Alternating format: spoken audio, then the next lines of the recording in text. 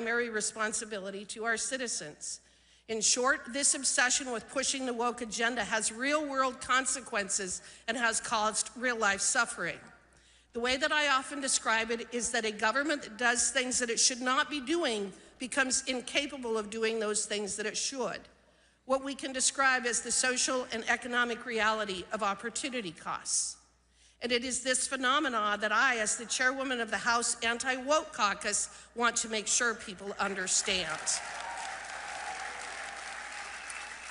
We are not just dealing with stupid comic books and radical anti-American leftist policies. We are also dealing with an obsession that has become so all-consuming to those on the other side that the toll in human suffering and property destruction cannot be ignored. As a devastating example, let's look at the recent California wildfires. The cause and magnitude of those fires cannot be written off as an act of nature, because that is not what happened. Rather, a substantial number of fires in California are started by arsonists and homeless encampments, and that appears to be the case in terms of this recent conflagration. Even setting aside the cause of the fires, however, this catastrophe was years in the making, with resource management, overregulation, and failed water policies all finding their roots in a fixation on climate change and global warming. Ah, yes, with Gavin Newsom and Karen Bass deciding that the threat of a 1 to 2 degree change in temperatures 100 years from now warrants whatever suffering we may come about today.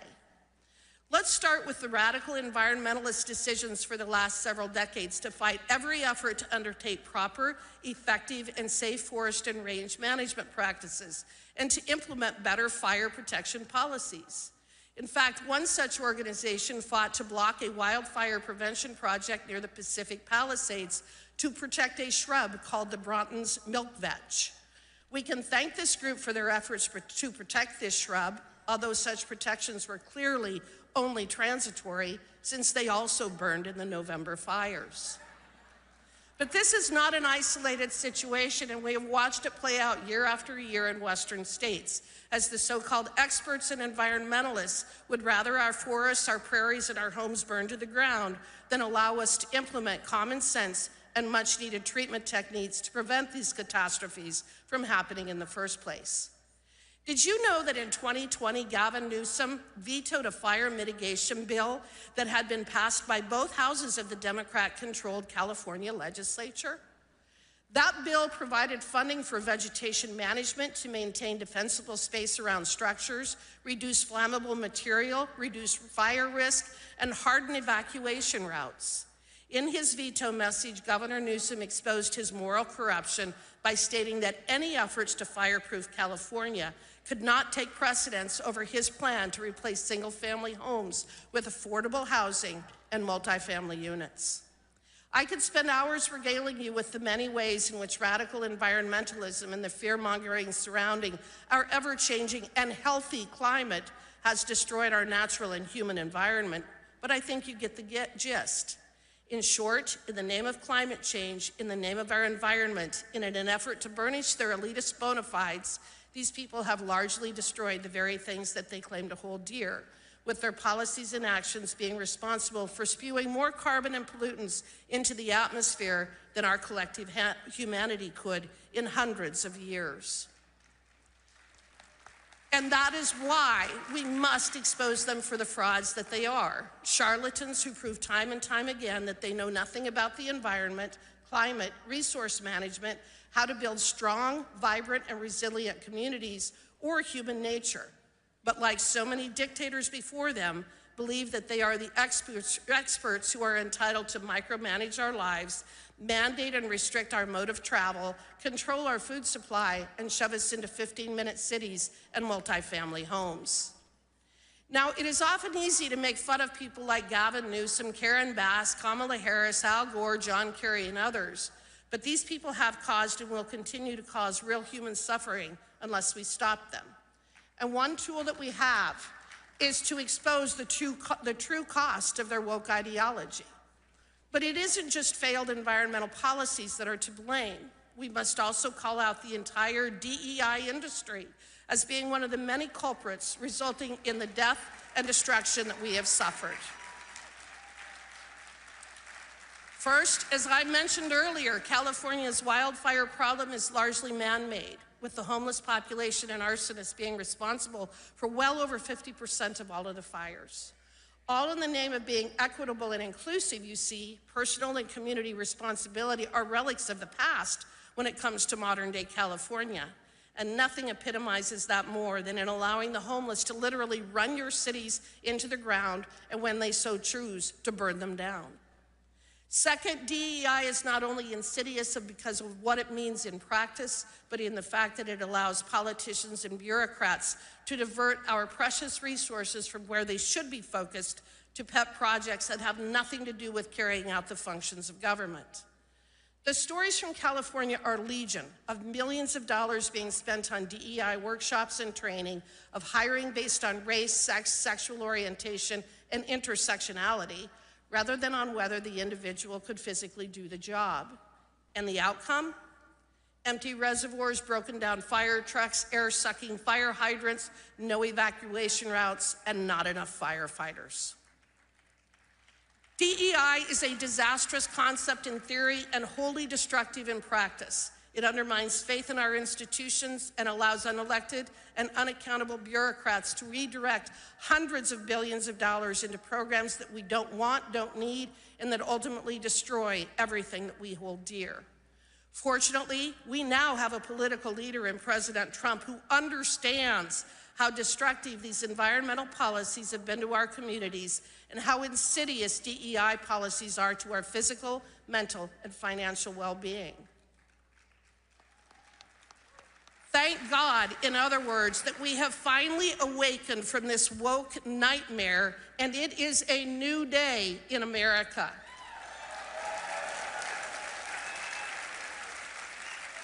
God bless CPAC, God bless President Trump, God bless our warriors who are fighting on behalf of all of us, and God bless America. Thank you very much.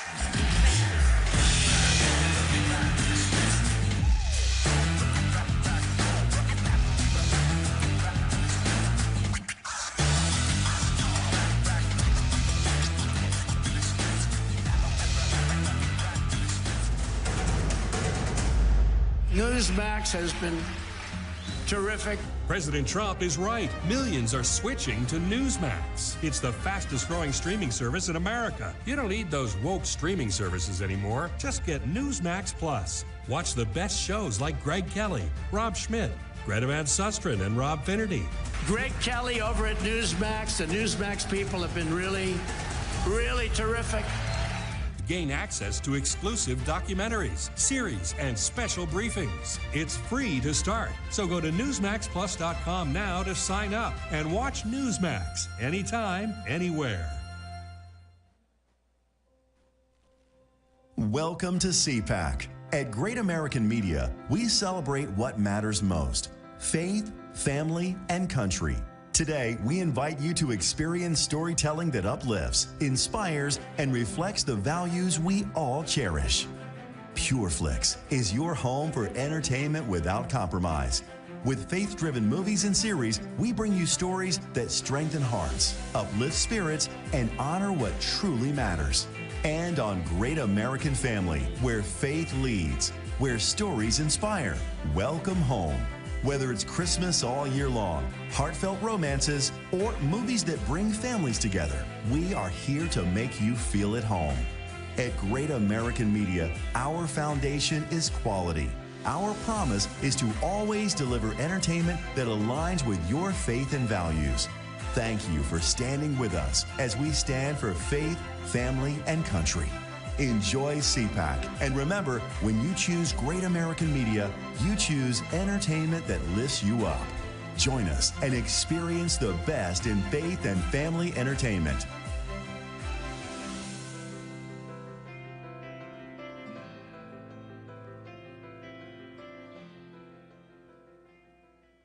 Hello, I'm Jim Paff, president of the Conservative Caucus. The Conservative Caucus has been winning battles in Congress for all 50 years of its existence. In fact, we're the oldest conservative grassroots organization in America.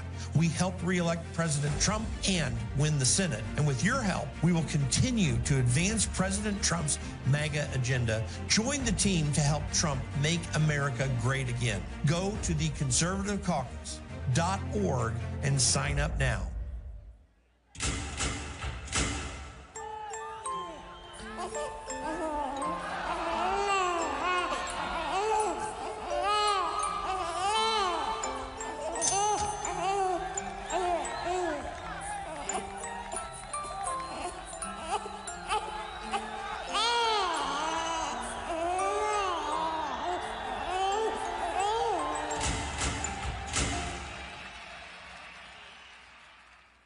Every institution today is under attack. The home, the church, the government. And many people are asking, what is the truth? Jesus Christ claimed the ultimate truth. Are you willing to face the truth? Do you think the MKUltra project ever actually ended? The Central Intelligence Agency is actively involved in mind manipulation. We all answer to one God and one Savior, and He's there to change your life for the better.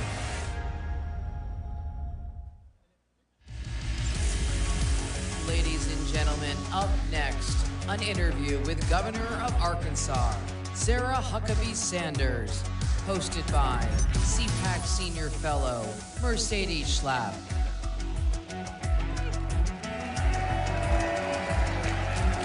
Hi.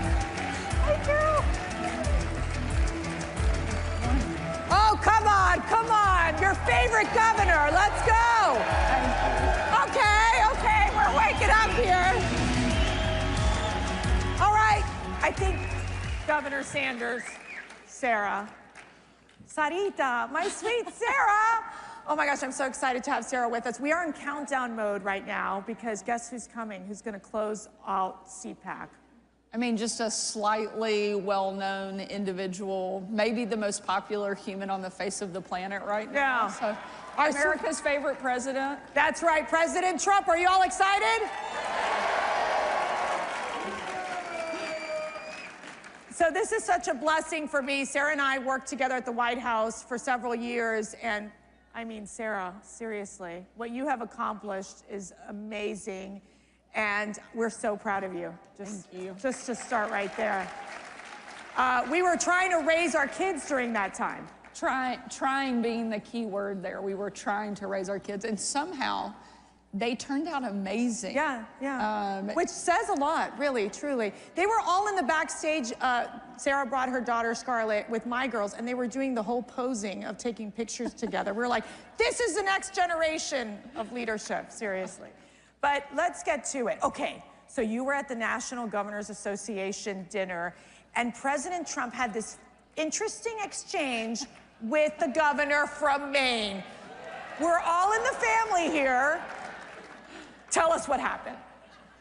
Well, I think it was classic Donald Trump. If he doesn't like something, he's gonna call it out. I think it's one of the things that has made him so incredibly popular. And one of the reasons he's been able to get so much done is because he doesn't care who's in the room, what it looks like. He's gonna tell you exactly what he thinks in that moment. And that's what he did. And frankly, he's on the right side. I'm so tired of hearing the left say that they care about women when they can't even tell you what a woman is. And we finally have a president who will stand up for women and fight back. And I think that it's a great thing to see Donald Trump being the one to sign executive orders that defend and define what a man and what a woman are, which it's sad that we have to do that, but also as a mom of a daughter that is a 12-year-old volleyball player, that we have somebody that's saying, no, we're not gonna let men play girls' sports. And Donald Trump is doing that, and I think he's right to call people out who are on the wrong side. So we have a rating system that we rate at CPAC, all the state legislatures, all the governors, all the federal legislators as well. Governor Sanders has ranked the top conservative governor in America. The top, #1. And I know partly is because we're related, but no. But Sarah, tell us about, you're in the middle of the legislative session. You have so much going on. You've been in office now. And what are you planning to accomplish this legislative session? What do you think the people of Arkansas really want and what they're focused on? We're working on that, and President Trump is very quick to remind us on that every time I see him. But what we've really focused on is bringing conservative principles back, and everything from opening up universal school choice. We were one of the first states in the country to do that. Starting next semester, every single student in Arkansas will be able to choose where they go to school, and their parents will be empowered to make that decision. And I'm really proud we were one of the leaders of that. We've cut taxes 3 times in the state of Arkansas in just 2 years, now making us competitive with every other state in the region.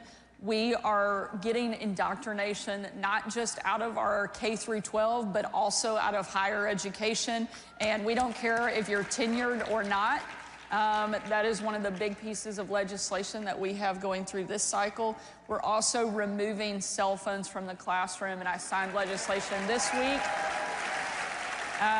Bell to bell, no cell, and really proud of what we're doing for young people, for parents, for families, and we're going to continue fighting and making Arkansas the most conservative state in the country. And people are moving in. It is becoming a popular destination. I mean, walk us through why your state, and you know, we always talk about these federal elections, and obviously having President Trump in office is such a critical win. But these states are just as critical as well, because we meet people from California who talk about how horrific it is to live under Democrat oppression. Let's just call it what it is. And here we have a perfect example of what you're doing in Arkansas to be that blueprint for other states. What's your advice to other governors, especially Republican governors, that are trying to do the same? And we talk about conservative principles, but these are American principles of being pro-family, pro-economic prosperity, pro-safety. Well, one of the big differences now is we actually have a partner in the White House instead of somebody we have to fight every single day. I got to see Lee Zeldin yesterday. He's the new head of the EPA. I said, I'm just glad we have somebody there that we don't have to sue every single week and we can actually work with to get things done. You know, over the last several years, Republican governors are the ones who have held the line. While Washington was a completely broken, dysfunctional mess, Republican governors are the ones who stepped up and worked on securing the border. We sent Arkansas Guard to the border 2 separate occasions over the last couple of years because Joe Biden wouldn't get the job done. Now we have a partner in Donald Trump who's not going to just be a partner, but he's going to be a leader. He's going to be the #1 fighter, pushing back on some of the crazy wokeness that we have seen the left try to impose on our families, on our schools, on our businesses. And Republican governors are going to be right there with him. We're going to make sure that our schools do not become indoctrination factories for the left.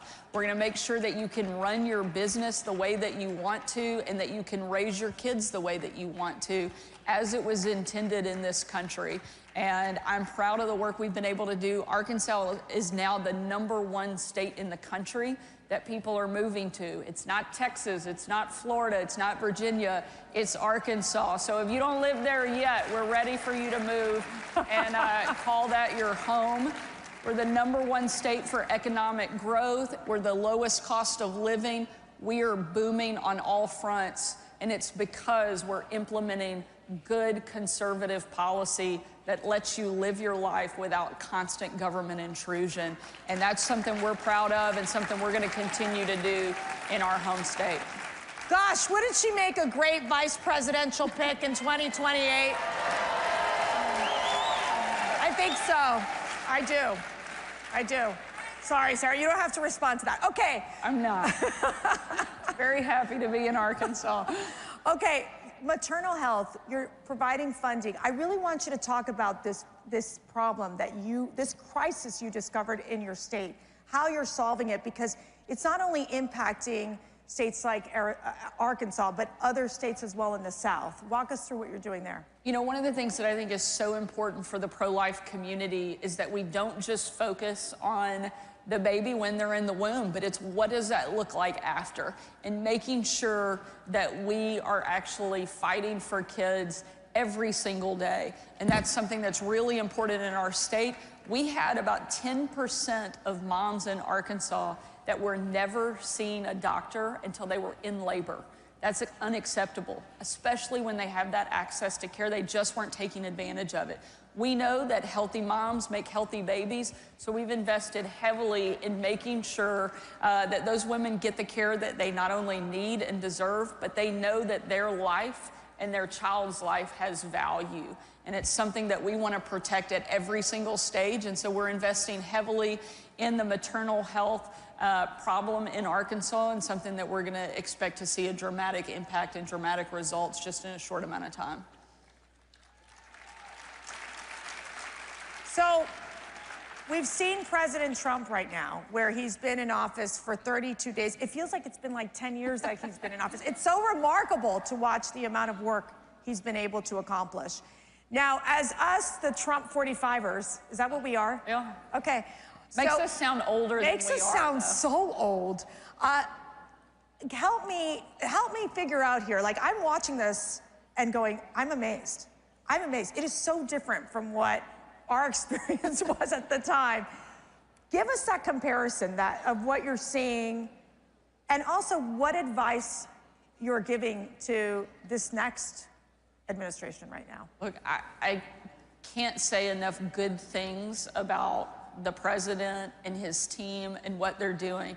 You know, we used to joke that you aged in dog years during the first administration because it was like 7 at a time.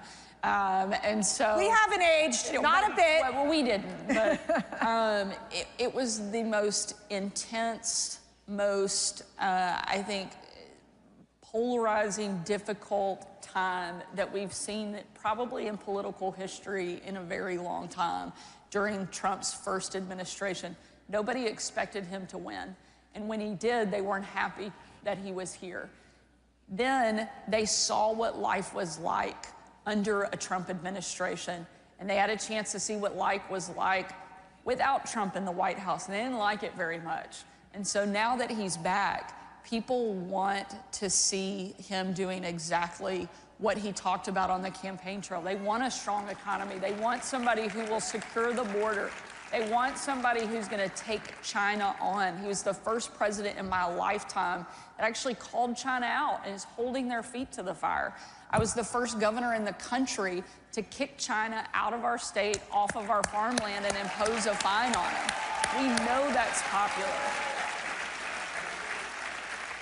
And it was because of Donald Trump that we were empowered to take those type of strong actions.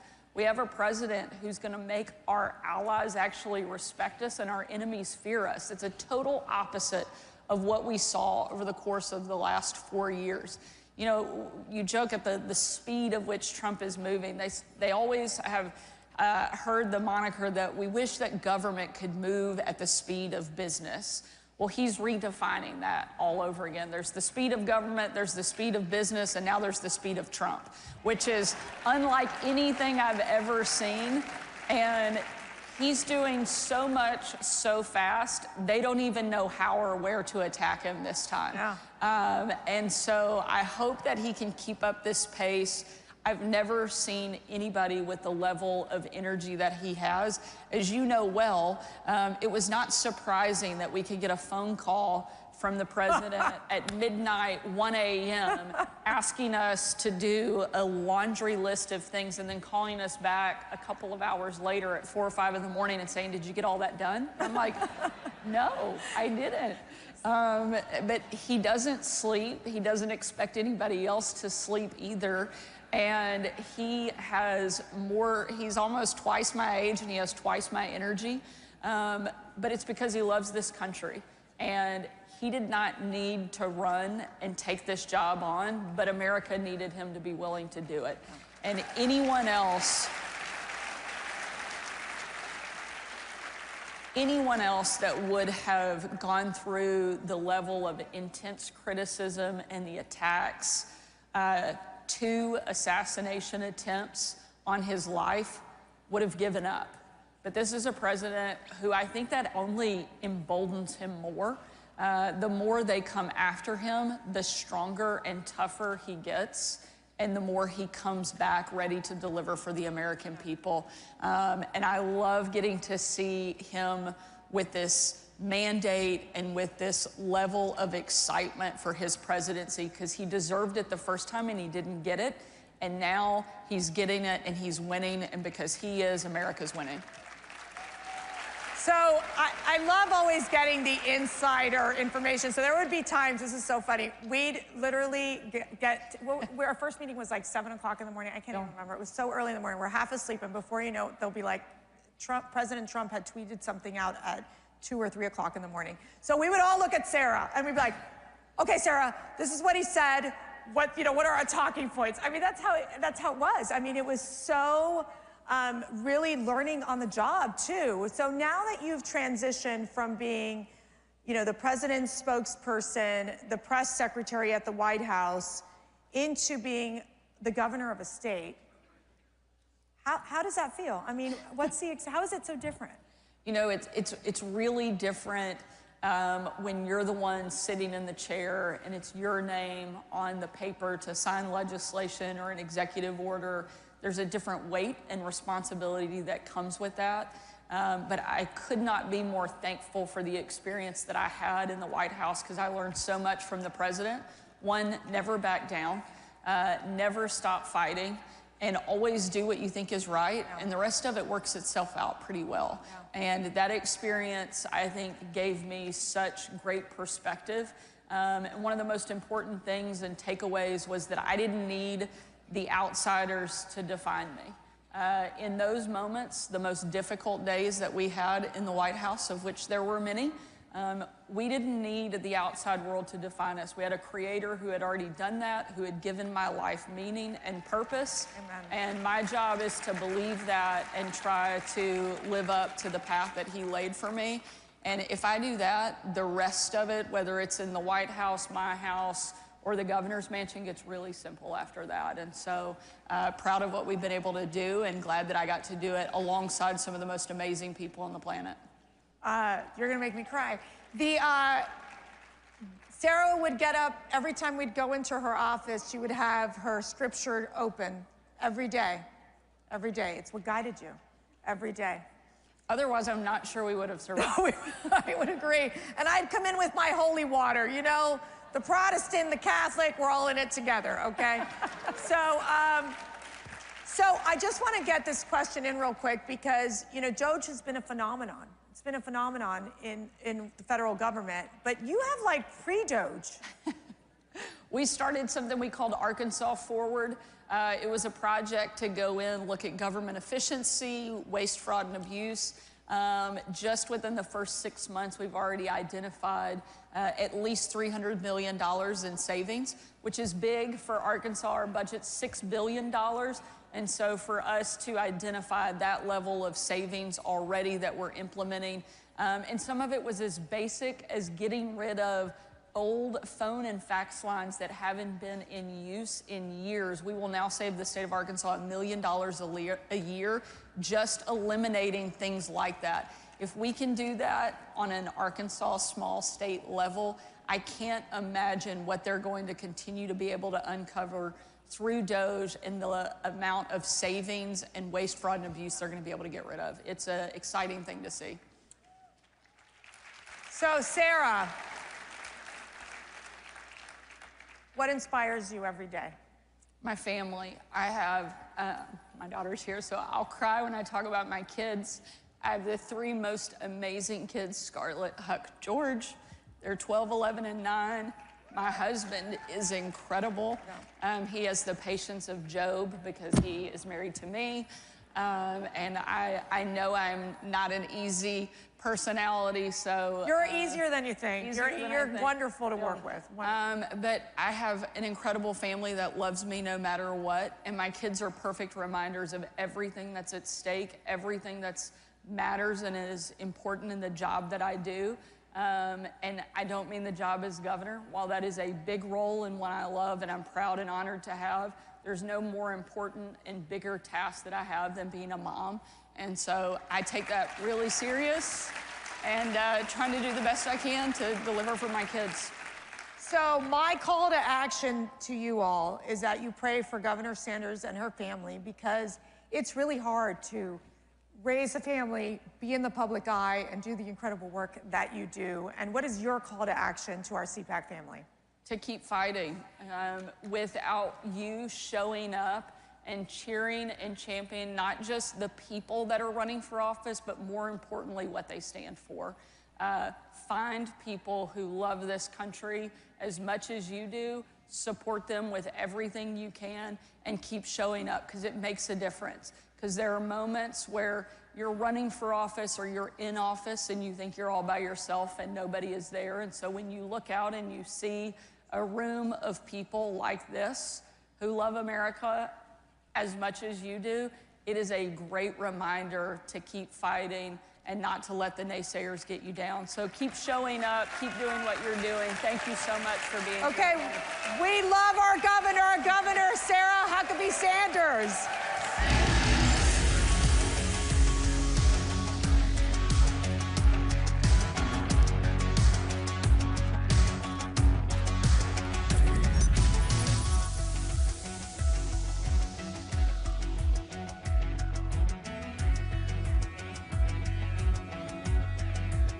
Away in the Blue Ridge Mountains of Lynchburg, Virginia, you'll find us, Liberty University. Here, we pursue excellence in all of our academic endeavors, from anywhere. We fight for victory in our athletic programs and fan the flames with a mighty roar. We equip students with a Christ-centered perspective that changes lives.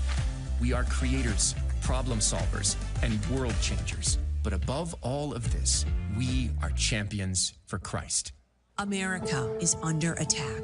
Our families are being crushed under the politics of a radical agenda. But moms have had enough. We are standing up and we are fighting back. This is our battle. This battle is every bit as important as the Revolutionary War, because we fight for the same thing. Moms for America is a national movement of moms reclaiming our culture for truth, family, freedom, and the Constitution. I think Moms for America is exactly on track and is doing the right thing for the future of our country and our children. Like, Moms for America is going at the heart of the issue.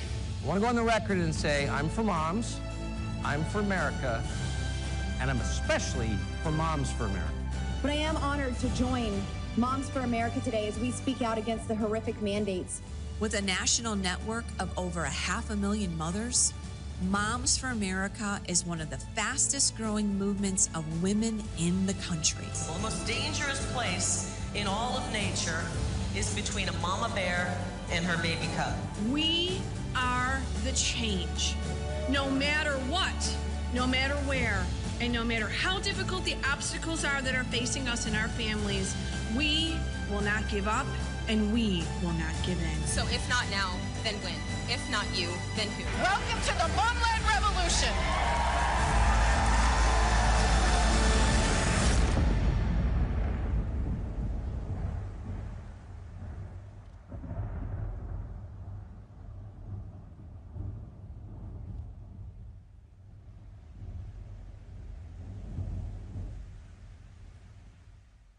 The steal was stopped on Election Day, I think in no small part thanks to Judicial Watch's heavy lifting.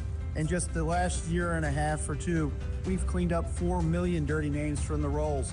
We also got that huge Fifth Circuit ruling that found counting ballots received after Election Day is unlawful. You can be sure that all helped ensure cleaner elections on Election Day, but there's more work to be done, so be sure to support Judicial Watch's election integrity work. Every institution today is under attack. The home, the church, the government, And many people are asking, what is the truth? Jesus Christ claimed the ultimate truth. Are you willing to face the truth? Do you think the MKUltra project ever actually ended? The Central Intelligence Agency is actively involved in mind manipulation. We all answer to one God and one Savior, and He's there to change your life for the better.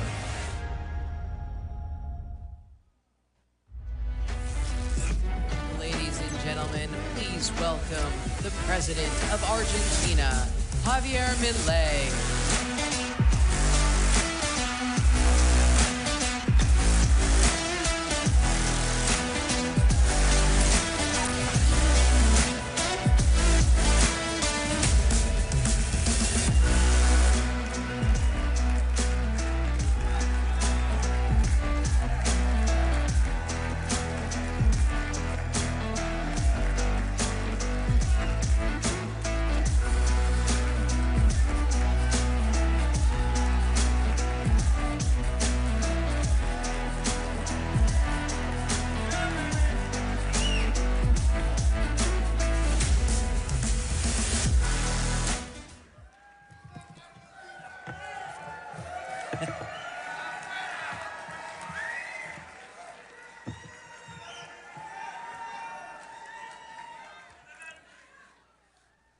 Hola a todos.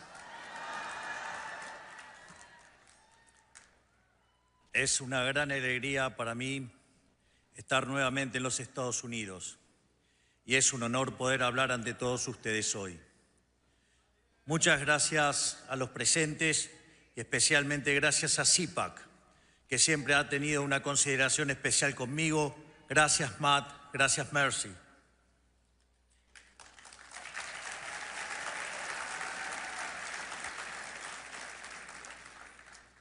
Hace apenas un mes dije en el foro de Davos que creo que estamos atravesando un punto de inflexión en nuestra historia.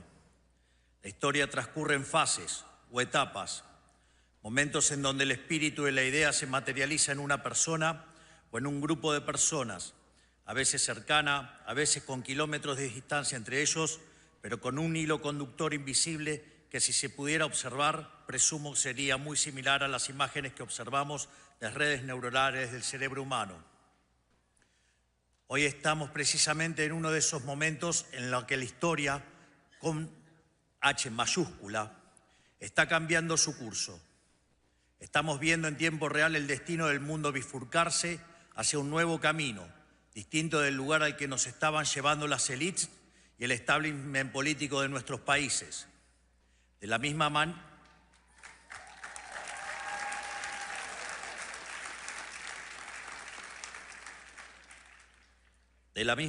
que en la década del 30 se podía vislumbrar que la llama de la libertad se estaba apagando y que comenzaba un nuevo cambio de servidumbre para la humanidad, hoy finalmente podemos decir que la era del Estado omnipresente ha terminado.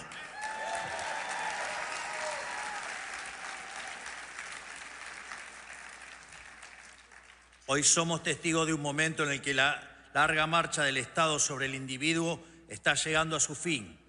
Me refiero, por supuesto, al colapso del modelo colectivista y el amanecer de una nueva era de libertad. Nos hemos preparado para este momento y creo que genuinamente que estamos dando una batalla crucial para el futuro de la humanidad.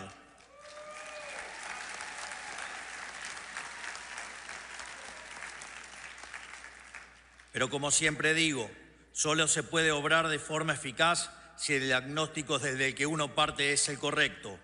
Hay que entender dónde estamos parados y a qué nos enfrentamos para poder saber cómo llegar a donde queremos.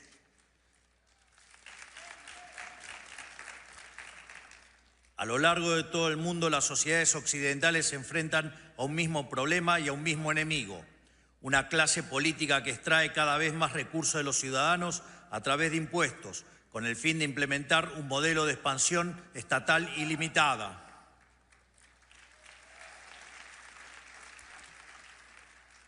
Una clase política con complejo de Dios que pretende regular cada aspecto de la vida de la gente, haciendo honor a una de las máximas del fascismo de Benito Mussolini: dentro del Estado todo, fuera del Estado nada y nada contra el Estado. Hemos Hemos llamado a esta clase política el partido del Estado, una casta extendida cuyos miembros, más allá de diferencias superficiales, comparte la idea fundamental del avance del Estado sobre la sociedad. Son todos aquellos que por interés económico o convicción ideológica o incluso cierto idealismo ingenuo trabajan para los intereses del Estado. Los medios de comunicación tradicionales o ligas y media, la oligarquía sindical, los empresarios prebendarios, los burócratas permanentes no electos y en consecuencia intrínsecamente irresponsables, las organizaciones mal llamadas no gubernamentales que hacen el trabajo sucio de los políticos, las instituciones académicas que proveen el marco teórico para la expansión estatal, los organismos supranacionales y todos los que de alguna manera pertenecen a la gran secta del colectivismo mundial.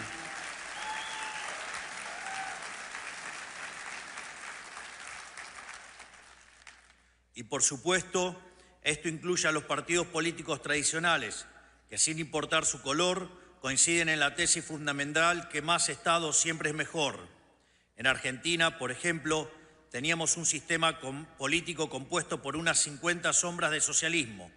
En Estados Unidos existía la ilusión de bipartidismo de un partido demócrata que marcaba la agenda y un partido republicano incapaz de enfrentarlo hasta la llegada del presidente Donald Trump.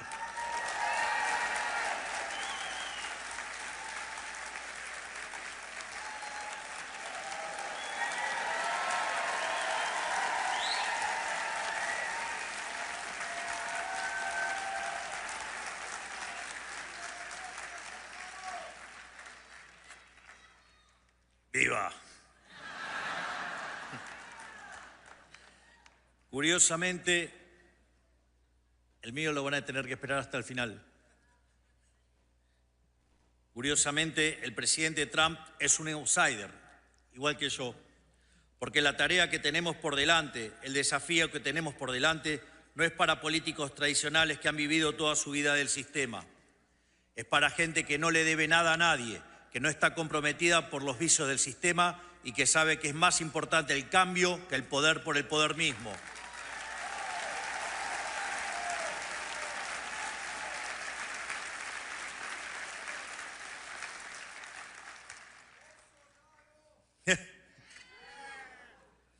En el establishment político de nuestras dos naciones existía una mentalidad más o menos explícita de que el avance del Estado equivalía a avance de la democracia, que cada conquista del Estado implicaba un acto de justicia social ante las supuestas injusticias de la libertad, que el rol del Estado era llevarnos a una utopía igualatoria mediante la creación sistemática de supuestos nuevos derechos que obviamente debían ser financiados por los pagadores de impuestos.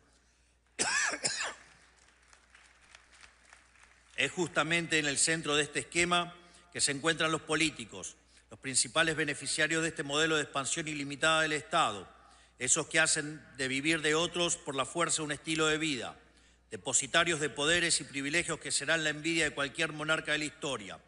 No importan las peleas televisivas ni las supuestas diferencias partidarias, todos trabajan para el mismo Dios, el siniestro, y su manifestación en la tierra, el leviatán del que hablaba Hobbes.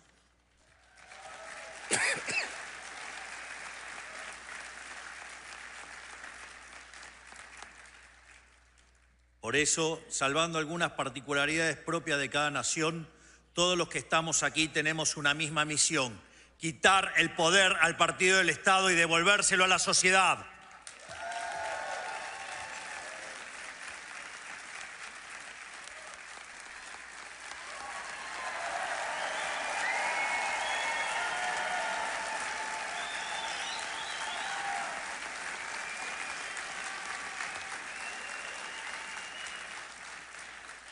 Es decir, como decía Albert Nock, que describió en su libro En nuestro enemigo el Estado, que el poder social fue progresivamente arrebatado y trasladado al Estado por la fuerza. Nuestro objetivo es hacer el camino inverso, aumentar del poder del ciudadano y quitarle el poder al Estado.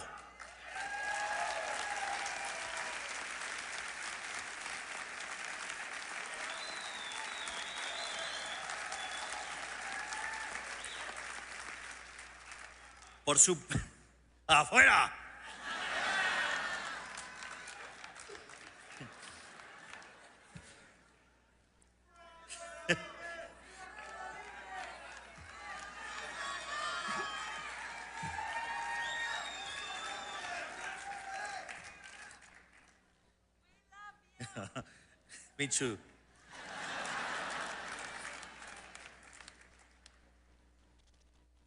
Sorry. She's my girlfriend.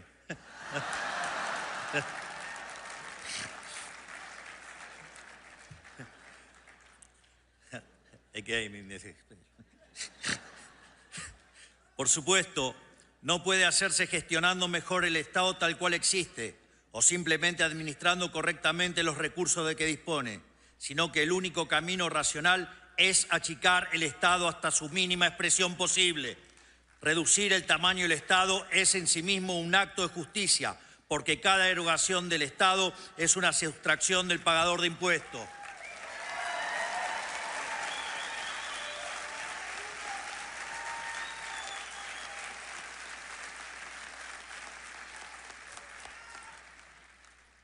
Desde nuestro punto de vista, el único Estado aceptable es el Estado más chico posible para devolverle al ciudadano lo que es suyo.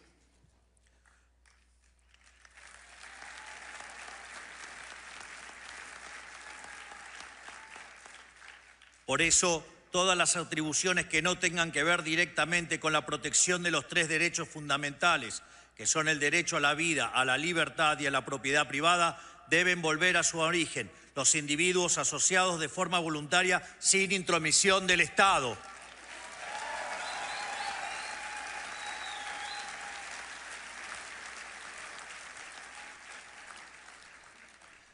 Esto debe ser así porque, a diferencia de la economía, el poder es un juego de suma cero. Todo el poder que tenga el Estado necesariamente no puede obtenerlo al mismo tiempo la sociedad.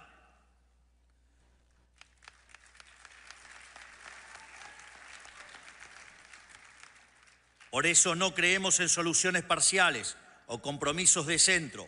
Sabemos que hacer las cosas a medias es una invitación al regreso del Estado, que como un cáncer metastásico solo sabe expandirse y debe ser obligado activamente a retroceder. No sirve intentar alcanzar un justo medio. Todo lo que exceda su función esencial debe ser definitivamente quitado de su órbita o más temprano que tarde volverá a usurpar lo que no le pertenece.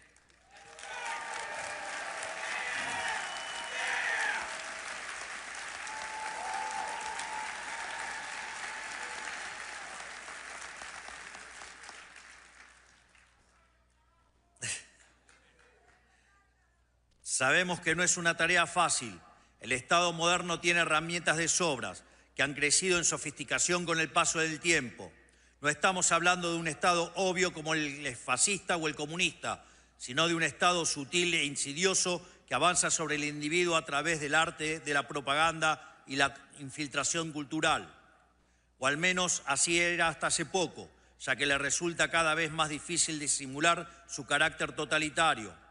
Hemos visto, por citar solo un ejemplo, que en ciertos países de Europa ciudadanos están siendo arrestados por expresarse en redes sociales.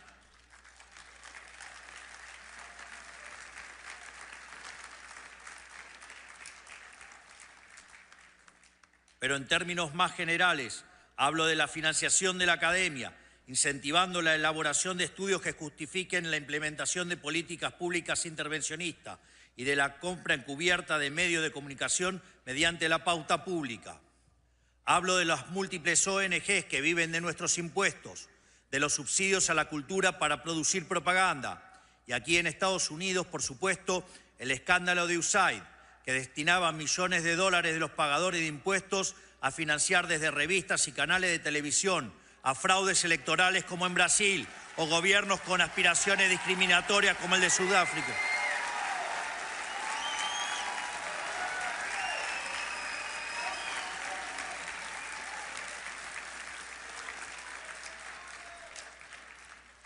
Y como decía, gobiernos con aspiraciones discriminatorias como el sudafricano, entre tantas otras aberraciones, incluyendo la agenda de la paranoia climática, los excesos de la ideología de género y la investigación que derivó la creación del virus del COVID-19.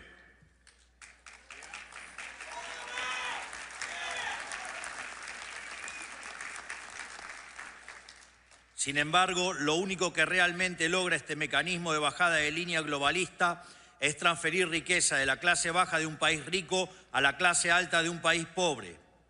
En pocas palabras, Hablo de una red global de influencia y formación de opinión pagada con los impuestos de los ciudadanos, un aparato de propaganda sin precedentes en la historia humana, quizás el escándalo político más grande que hayamos visto. Y luego esos mismos hipócritas acusan a Elon Musk de interferir en las elecciones de otros países. Claramente su descaro es tan grande como sus aspiraciones totalitarias.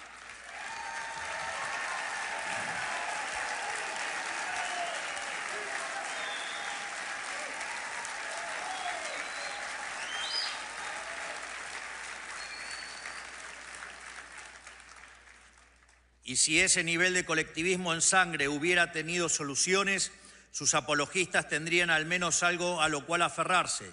Pero ni eso. Esa fue históricamente la excusa de los estatistas del pasado, que la prosperidad llegaría mediante la administración racional de recursos por parte del Estado, recursos que el sector privado era incapaz de aprovechar. Pregunta, ¿y acaso quién maneja el sector público? ¿No son humanos? Sin embargo, hemos sido testigos de que a mayor expansión estatal, peor es la calidad de vida de la gente. No por nada Hayek dedicó su último libro a explicar este fenómeno, al cual llamó la fatal arrogancia.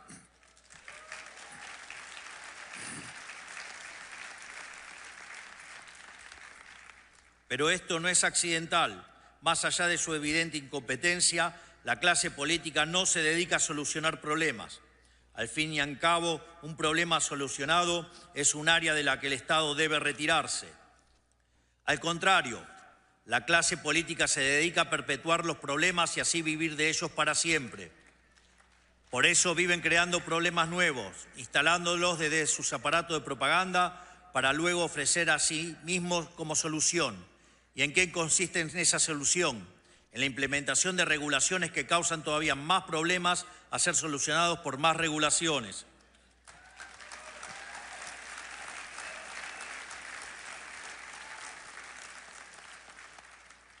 En medicina se usa el término iatrogenia para referirse al daño que sufre un paciente como consecuencia de la atención médica. Podría decirse entonces que el régimen estatista consiste en la iatrogenia como política de Estado. O sea, es el médico que se enriquece a base del deterioro progresivo e intencional de sus pacientes. Con el modelo del Estado presente, el Estado te quiebra las piernas para después venderte las muletas como un sobreprecio y obligarte a agradecerle, y te persigue si no lo haces.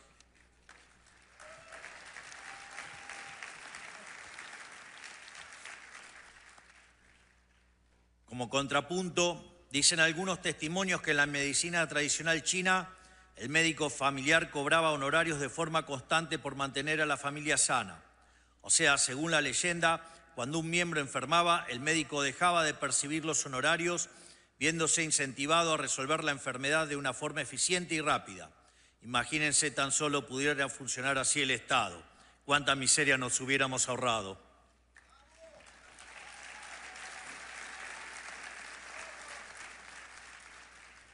Hoy, a quienes queremos desmantelar este sistema demencial nos llaman antidemocráticos.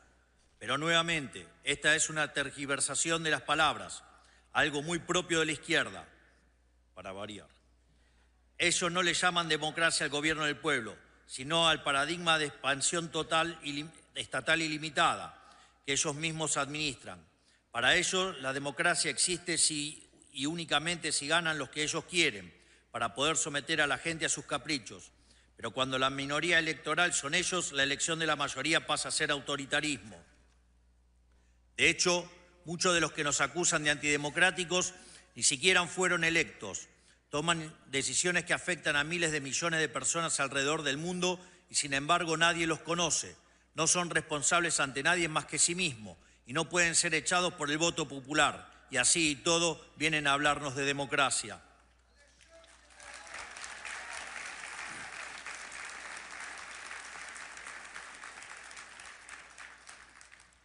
En fin, dicen que Trump y yo somos un peligro para la democracia, pero en realidad están diciendo que somos un peligro para ellos.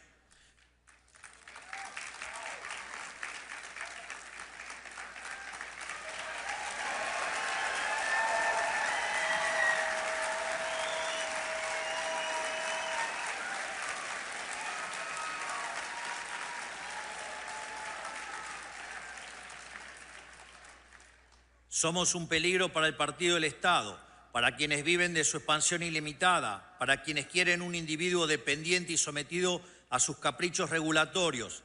Y ¿saben qué? Tienen razón, somos su peor pesadilla. Venimos por sus privilegios, habiendo sido elegidos por la mayoría de cada uno de nuestros pueblos, con el mandato claro de quitarles un poder que no les pertenece.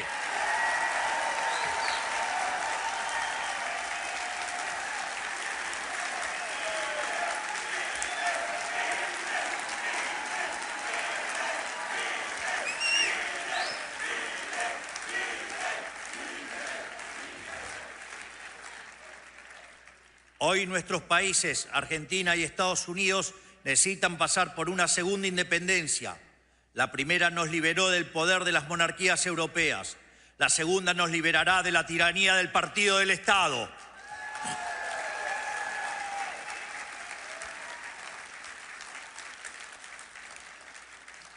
Por eso hemos puesto tanto esfuerzo en identificarlo, porque no se puede luchar contra lo que no se conoce.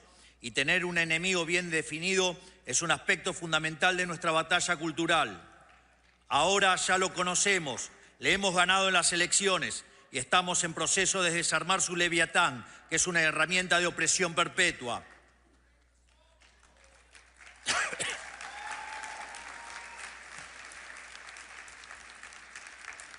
No tenemos ninguna fórmula secreta, solo conocer la historia humana y saber qué es lo que ha funcionado y qué no.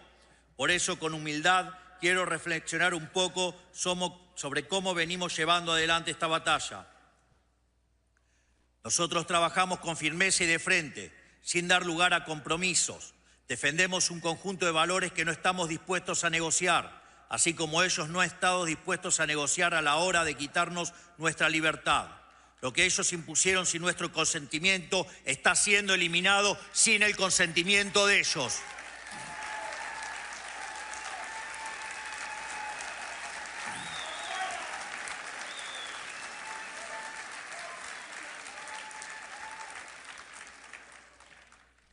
Por eso hemos pasado la motosierra por los sectores y atribuciones del Estado que consideramos superfluos, redundantes, innecesarios o directamente perniciosos para la sociedad.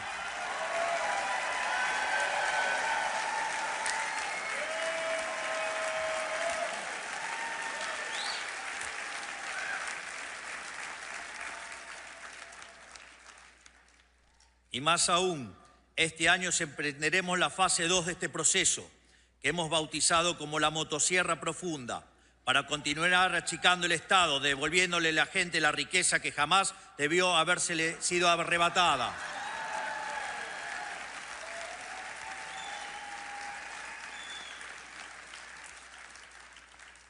Lo interesante es que este proceso de justicia tiene un correlato político, porque por su naturaleza el partido del Estado se financió históricamente de gasto público mal asignado y de negocios turbios con el Estado.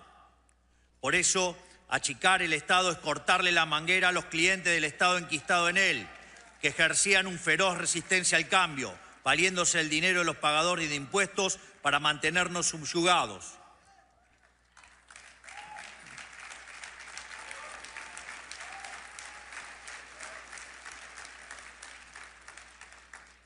Nuestro método es similar al de nuestro querido amigo Elon Musk: revisar oficina por oficina, conservar lo que sirve y funciona y descartar el resto.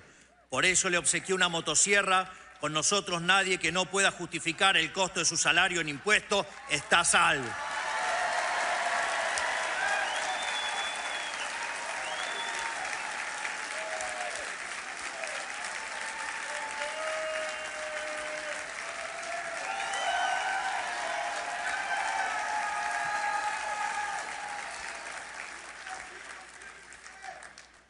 Muchos de ellos tendrán que volver al sector privado y ganarse la vida ofreciendo sus bienes y servicios en el mercado, tal como los pagadores de impuestos de los que han vivido tantos años. Mi más sentido pésame a los políticos que creyeron que este momento nunca llegaría y no están preparados, porque se van a llevar un baldazo de agua fría.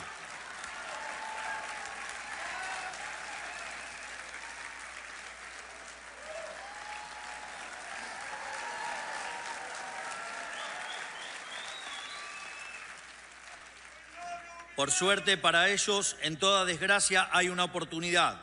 Y debido a nuestro avance desregulador, los salarios del sector privado seguirán subiendo, por lo que si hacen las cosas bien, podrán ser parte del progreso, pero lejos de la casta estatal.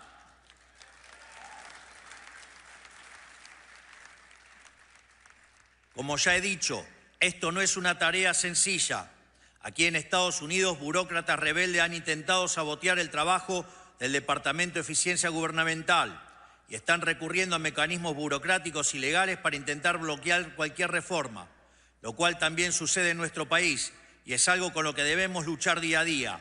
Pero nada de eso nos ha tomado por sorpresa. Somos conscientes de que van a hacer lo posible por detener este cambio, sin importar el daño resultante. Si tienen que destruir el mundo para conservar sus privilegios, lo van a hacer. Y nosotros vamos a seguir luchando.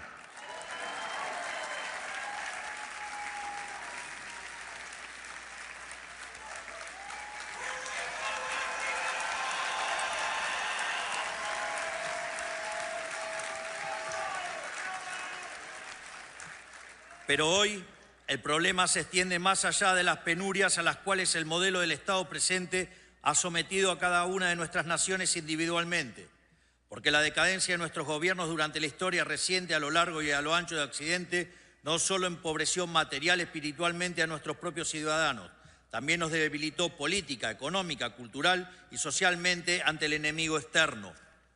Nos volvió moralmente débiles y nos hizo vulnerables ante las peores expresiones de la barbarie, los peores enemigos de la libertad.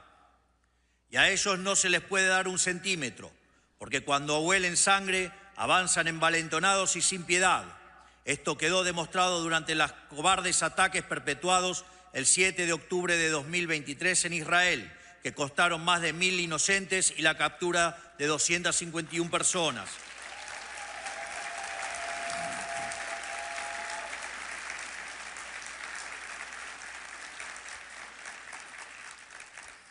Esta semana Israel recibió los cuerpos sin vida de la familia Vivas, que permanecían secuestrados por el régimen terrorista y asesino de Hamas, entre los cuales se encuentra una madre y sus 2 hijos, un niño de 4 años y un bebé de tan solo 9 meses. Es tan inescrupuloso y sanguinario este régimen que, en el último gesto canallesco, no tuvieron mejor idea que exhibir burdamente sus ataúdes ante el vitoreo de una multitud sin el más mínimo respeto. Esto es lo que está en juego y no podemos darnos el lujo de fallar. Por eso es fundamental que las naciones que hemos abrazado las ideas de la libertad permanezcamos unidas y colaboremos unas con otras.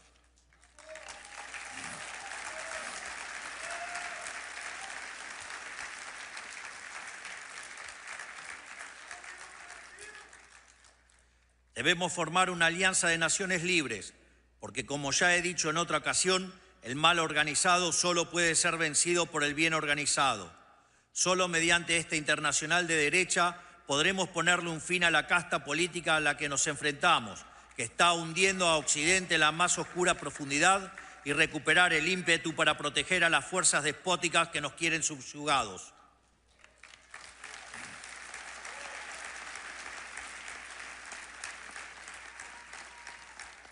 Por eso quiero también aprovechar para anunciar que Argentina quiere ser el primer país del mundo en sumarse a este acuerdo de reciprocidad que pide la administración Trump en materia comercial.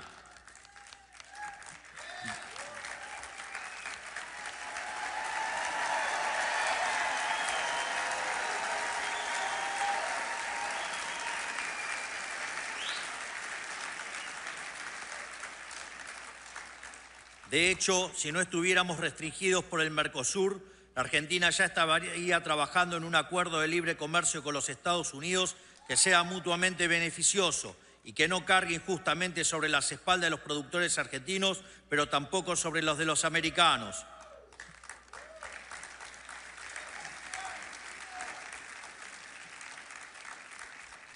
Esto es así porque solo trabajando juntos aquellos que queremos construir un mundo libre podremos salir adelante. Solo así podremos salir de la pesadilla del Estado omnipresente y así poder seguir haciendo lo que sabemos hacer como Occidente, poner a prueba los límites de lo posible, confiando en la creatividad de la sociedad y no en la discrecionalidad estéril de los burócratas.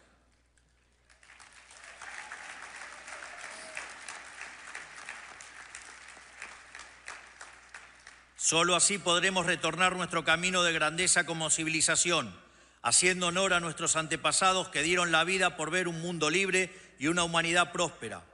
Solo así, finalmente, podremos reencontrarnos con nosotros mismos y volver a crear en aquello que nos hizo grande como civilización.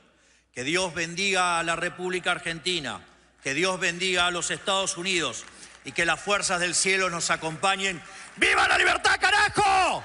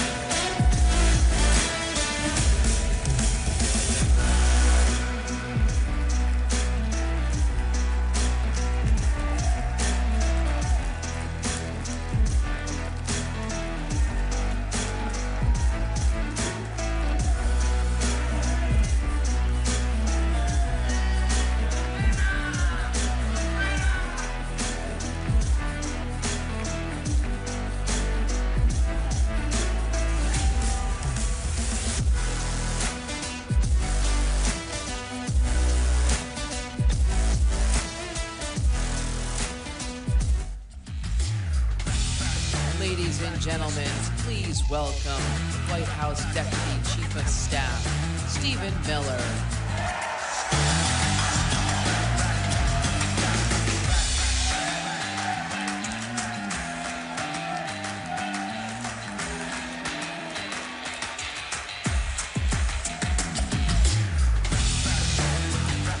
Hello, CPAC. Who is ready in just a few short hours to hear from the man himself, our 47th president, Donald J. Trump? My friends, it has been a long road, has it not? It's been a long road. And these last 4 years, we felt every single painful minute. But nothing, my friends, is sweeter or more extraordinary than victory. Who here has enjoyed the last 30 days of America's new golden age?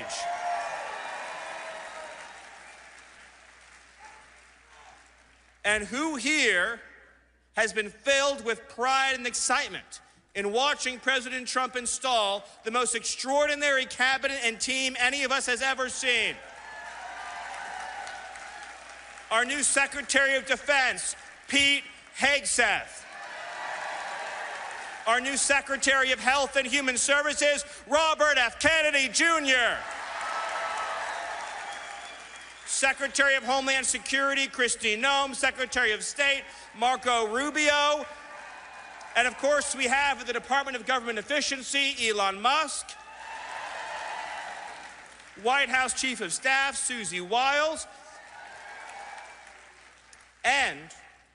And perhaps the most exciting of all is the fact that every single day, the entire White House staff, the entire administration, the entire cabinet, on behalf of President Trump and his extraordinary leadership, is getting the lies out of our schools, the men out of women's sports, the poison out of our foods, the woke out of our military, the predators off our streets, and the illegal aliens the hell out of our country. It's happening. It is happening. Every day under President Trump, he is saying hell no to DEI. He is saying hell no to CRT. He is saying hell no to the indoctrination of our children. And is saying hell yes to the idea that America belongs to Americans. A historic slate of executive orders have been issued by President Trump to reclaim control of this government, to reclaim control of our destiny, to reclaim control of our future, and to restore the idea that under a democracy, the entire federal bureaucracy works for President Trump and not the other way around. He is the elected head of our government. And to all the people in the media, all the people on the radical left, all the people in the Democratic Party screaming about democracy, Donald Trump is the one who is saving democracy. Donald Trump is the one who is saving our Constitution. Donald Trump is the one who is saving America. And any federal bureaucrat who defies the lawful orders of this president will be fired. President Trump will ensure that whether you work at the FBI, whether you work at the CIA, whether you work at the Department of Homeland Security, the Department of Justice, the Department of Health and Human Services, career civil servants, also known as bureaucrats, work for the American people, and they work for the president the American people elected. They do not set their own agenda. They do not write their own rules. They do not work for themselves. They work for each and every one of you. You pay their salaries. You pay for the buildings they work in. You pay for every single thing they do. And if they are not following the laws, the Constitution, and the President of the United States, then they will find a new career.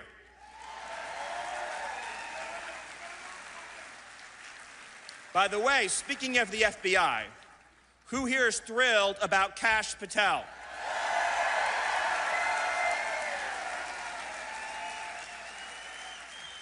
Let us not forget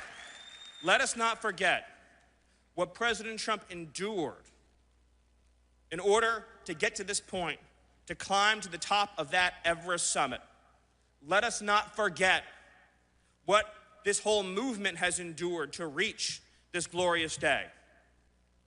8 long years of weaponized government, the Russia hoax, the Ukraine hoax, one lie after another, one fraudulent impeachment after another, one hoax, one smear.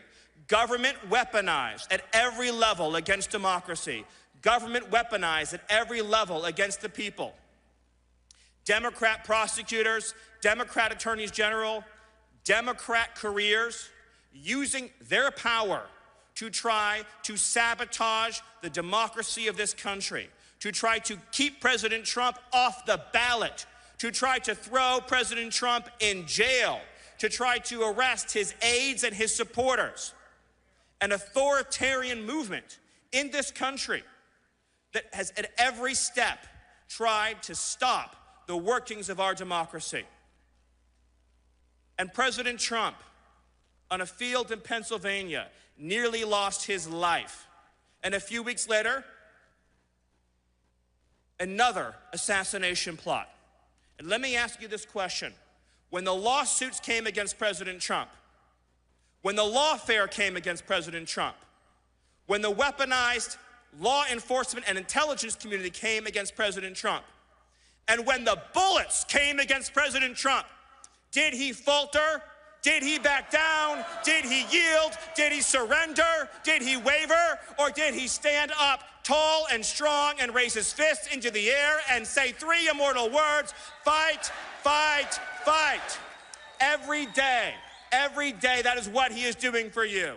He is fighting for your families. He is fighting for your children. He is fighting for your future. He is fighting for the fundamental idea that this country belongs not to the bureaucrats, not to the radical left communists, not to our foreign enemies, not to the criminal cartels, not to the criminal aliens. This country belongs to the law-abiding, patriotic, God-fearing American citizens. It belongs to the people in this room, and it belongs to the patriots watching at home today. I want you to know that every single morning President Trump wakes up and he thinks about you. And all day long, as he's signing executive orders, as he's meeting with world leaders, as he is orchestrating and directing the actions of this government, he is thinking about you and your future. President Trump's heart beats for the American people. President Trump's heart beats for the American Republic. And President Trump's heart is filled with nothing but love and loyalty for this republic. No president has done more in 30 days than President Trump has done. But we need you to stay in the fight. It is not enough to celebrate the victories we've achieved thus far. Every single day, we need, and President Trump, our president, needs you to be involved in pushing this agenda forward, promoting every single victory, every success, every agenda item, being involved at every level of politics to keep driving forward. You think they're just gonna give us our country back? You think they're just gonna roll over, move out of the way, stop their scheming and their lying? Or do you think we are gonna have to be on top of it every single day, focused every single day, driving forward every single day with unrelenting focus and passion? Because God gave us this country. Our founding fathers fought and died for this country. Generations of Americans have sacrificed and bled for this country, and we are not gonna let the radical left, the communists, and the America haters take our country. It's not gonna happen. Not now, not ever. But it's gonna take everyone in this room to stand with President Trump each and every day, to stand by his side every single day, as President Trump boldly and bravely leads us into this golden age. And if you do that, I promise you, if you support this president and his leadership vision and his command and his inspiration, I promise you that if we follow President Trump, then this is what our future will look like. The best economy in history, the strongest border in history, the proudest and most patriotic children in history, and the single greatest future in history. And we will prove worthy of this moment. We will prove worthy of this period. We will prove worthy of this opportunity given to us by Almighty God. And I swear to you, and I promise you, and I pledge to you, it will all be worth it. And our children will grow up in a world where they can say, America is stronger, more incredible, more courageous, more united, more devoted, more committed, more incredible, more exceptional, prouder, and more amazing than it has ever been before, with the leadership and the vision and the drive of our President Donald J. Trump. So I ask you all to send a message right now to all the bureaucrats, to all the radical left commies, to the criminal aliens, the foreign gangs, the transnational terrorists, to everyone who threatens the future of this country. Do you stand with President Trump? Do you support President Trump? Do you believe in President Trump? And do you believe in the future of America? Thank you, God bless you, and God bless the United States. I love you.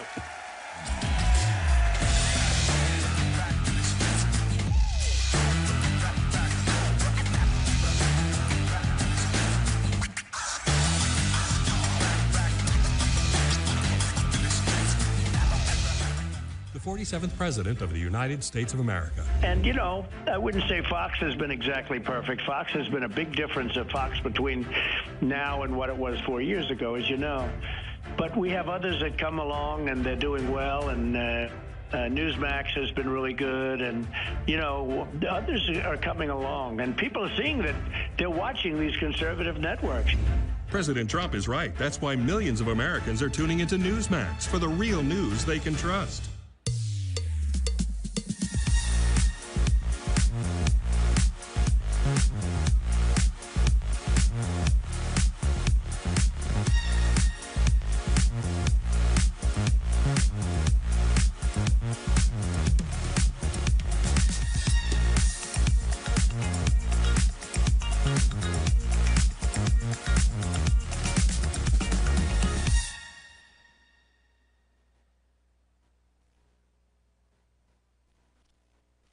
Every institution today is under attack.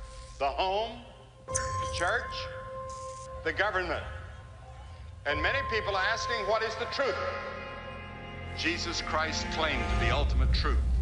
Are you willing to face the truth? Do you think the MKUltra project ever actually ended? The Central Intelligence Agency is actively involved in mind manipulation. We all answer to one God and one Savior. And He's there to change your life for the better.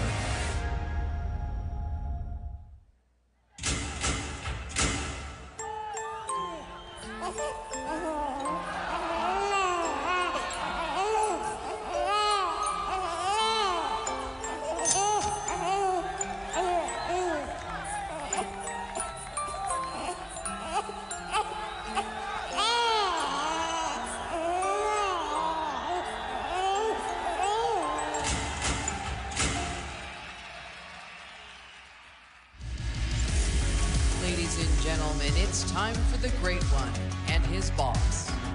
Please welcome, from the Mark Levin Show, Mark Levin. And from America First Legal, Julie Strauss-Levin.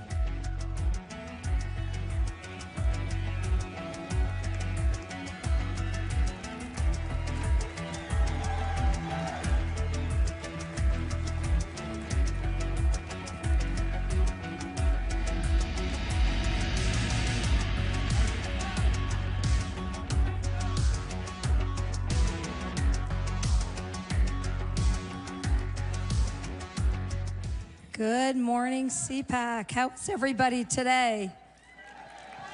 You're looking beautiful. And I tell you what, honey, I've been here several days. The energy and the excitement in this room is unbelievable. It's hard to believe that a year has gone. Thank God we lived with 4 years of a president who tried to shove down our throats Marxism and the moral decay of the fabric of our country. And here we are. Fast forward. We got President Donald J. Trump. We have 2 genders. We have DEI gone. We have equality over equity, border crossings down 93%. And we have a world stage where America is now respected and feared. So what do you think? Give me your 2 seconds on this. Pretty good. Next question. How is everybody? Come on, let's go. It's exciting times, is it not? Well, I was thinking about something about this cabinet that we have now, and thought to myself, we really have a cabinet that looks like America here. First of all, we have a president that knows how many grandchildren he has, and he loves every one of them. That helps. But let's look at this cabinet. We have the first, I'm sounding like a liberal. We have the first person of color as the FBI director. Have you heard them say that? No. First Cuban American as Secretary of State. The first gay Secretary of the Treasury.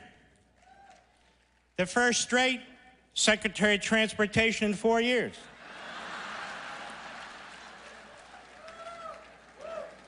We have one of the highest-ranking African Americans, Elon Musk. We have the first hillbilly vice president, J.D. Vance.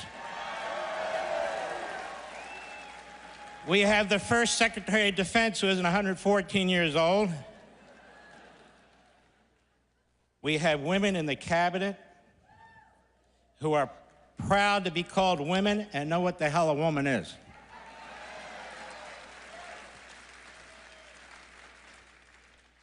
And then there's Donald Trump, who's on course of being the greatest president, if not modern history, all history. Look what he's done in 4 weeks. Bravo, bravo. Give a round of applause. And one other thing about Donald Trump. I told Donald Trump this at a Hanukkah party a few years ago. He's the greatest friend Israel's ever had. And so are you, by the way, and I want to thank you for that. He's the greatest friend Jews have ever had, so we have the first Jewish president in American history, too. Looks like America, that cabinet. So speaking of that, first of all, I want to do a real sincere shout out to Mercy and Matt Schlapp, because their steadfast support of Israel is seen throughout this conference and day in and day out at CPAC. So we really need to thank them for that. It's really, really huge. You know, there used to be a time that depravity, murder, brutality was not acceptable to either party, when Republicans and Democrats alike were determined to eradicate the enemy. But here we are, after an October 7, where we really learned what today's Democrat Party is. It's the Republican Party, it's conservatives, it's Jews, it's Christians who really care about what's going on in Israel and are appalled at the heinous acts that happened on October 7th. It's the Republicans, it's the conservatives, It's Donald J. Trump who have said Israel must conquer, Israel must win, Israel must do what it needs to do, not just to defend, but to go on offense and get rid of the enemy. So I just want to remind everybody that a year ago, I interviewed the father of a hostage victim at that time, Sagid Dekelhen, and here we are a year later. He's out. But, honey, I want you to talk about what we saw the other day with 4 bodies coming out of Israel and the joy that was exhibited by the Palestinians in Gaza as these coffins were shown. These bastards must be eradicated. It's that simple. You don't take a 9-month-old baby and a 4-year-old little boy and their mother and torture them, strangle those kids with your bare hands, chop up their bodies so nobody they think will notice. Remember when that mother was being pulled with her kids and she knew the people doing this are subhumans. They are rabid. They're not animals. Animals don't do this. Donald Trump knows this. These are the same people who attacked us on 9/11. These are the same people who decapitated 70 black Christians in a Congo church 48 hours ago. All of them. This is the enemy. It's not about land. It's not about borders. It's not about any of that. They seek to extinguish us, these Islamist terrorists, and we're going to have to extinguish them before they even have a shot at extinguishing us.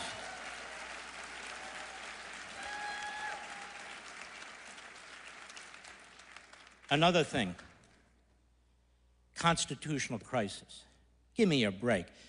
The Democrat Party that hates the founders, that is pushing CRT, the 1619 Project, that tells us the Constitution's too old and too white.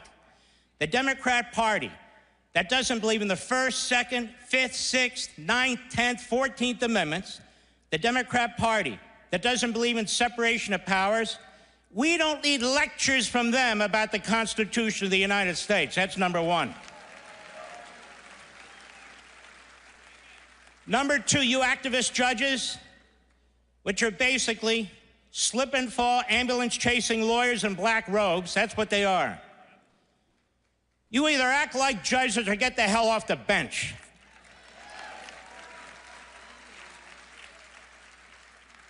You are the people destroying the Constitution. The President of the United States has a right to make personnel decisions. He has a right to make budget decisions. He has a right to restructure the bureaucracy. You know, I happen to have here a copy of the Constitution. Not that you need it. I mean, you really do pretty much This know little it. baby sticks with me all the time. And let me tell you something. You know how many federal district judges are in this Constitution? None. They're created by Congress. That's right. So Congress has the power to make decisions over the executive branch. I thought it was separation of powers. Judges have the power to tell the CDC what to put on their website? How's that separation of powers? We have a big problem in this country. We can't decide if we're a constitutional republic, a federal republic, a representative republic, or a republic at all. And the truth is that if they have their way, the people who are worried about the Constitution, first of all, what Constitution are they worried about? The old Soviet Constitution? Because they're sure as hell not worried about our Constitution, that I can tell you. You can't be a Marxist, an Islamist, a radical leftist, and support the Constitution of the United States. You just can't. What Elon Musk, with the leadership of Donald Trump, have uncovered is a government within a government. It's not just waste, fraud, and abuse. It is a subterranean government that is spending trillions of dollars to push a radical left agenda. And we have no help from you in the media who are attacking the very people who are uncovering the bloat and the spending and the waste and the criminality. Why the hell aren't you uncovering it? That's your damn job. Well, and it's the same media that likes to avail itself of the First Amendment, right, when it's convenient. So, oh, can I? Yeah. AP, and the rest of you big corporate media, it says freedom of the press. It doesn't say freedom of the corporate press, okay? The President of the United States can decide which press he wants in the press room and which he doesn't. Who died and gave you permanent seats in the press room? NBC and ABC and CBS? Besides, we don't get news from you people. I wrote a whole book on it called Unfreedom of the Press. You're Democrats, you're leftists, we know exactly who you are, what you're doing. You can do whatever you want on your own time. You can pretend you're in the press.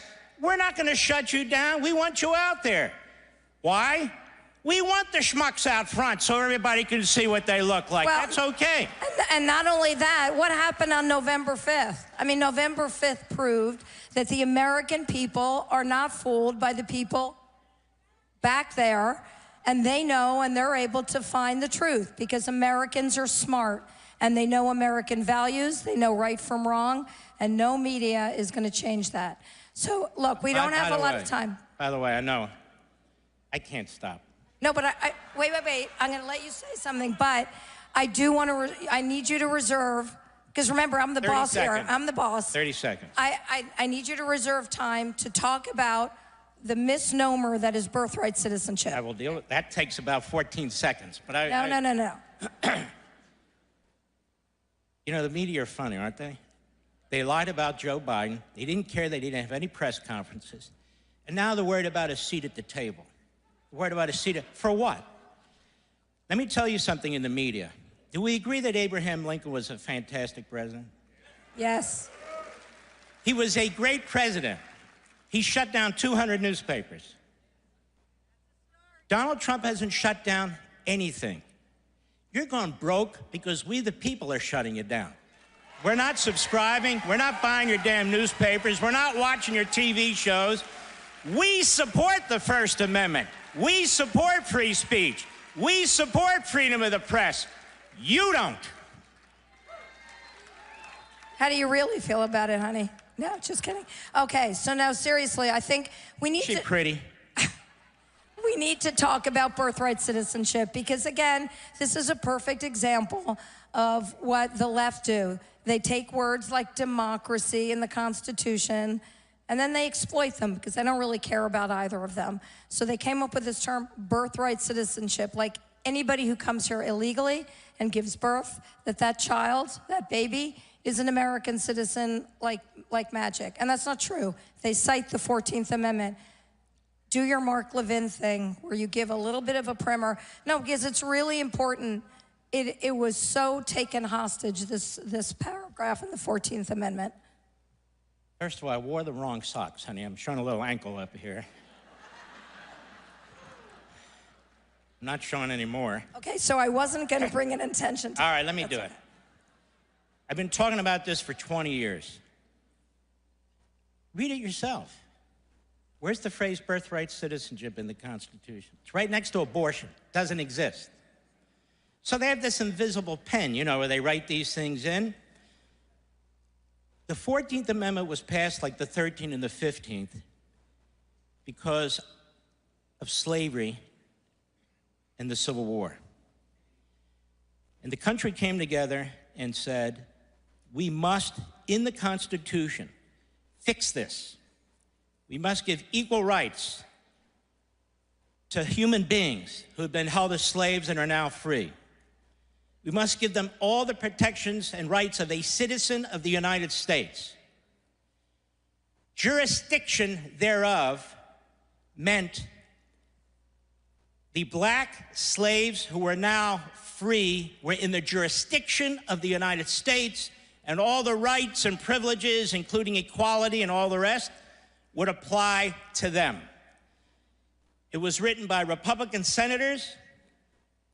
The 14th Amendment was based, this aspect of it, based on the 1866 Civil Rights Act, the first Civil Rights Act. Andrew Johnson, who was then president after the assassination of Lincoln, was a Democrat. He refused to sign that civil rights bill.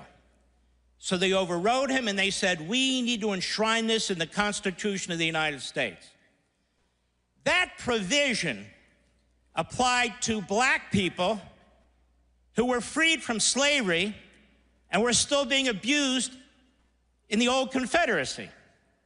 And that amendment was passed by 3/4 of the state legislatures, including southern states that were told, if you don't vote for this, you're not coming back into the Union.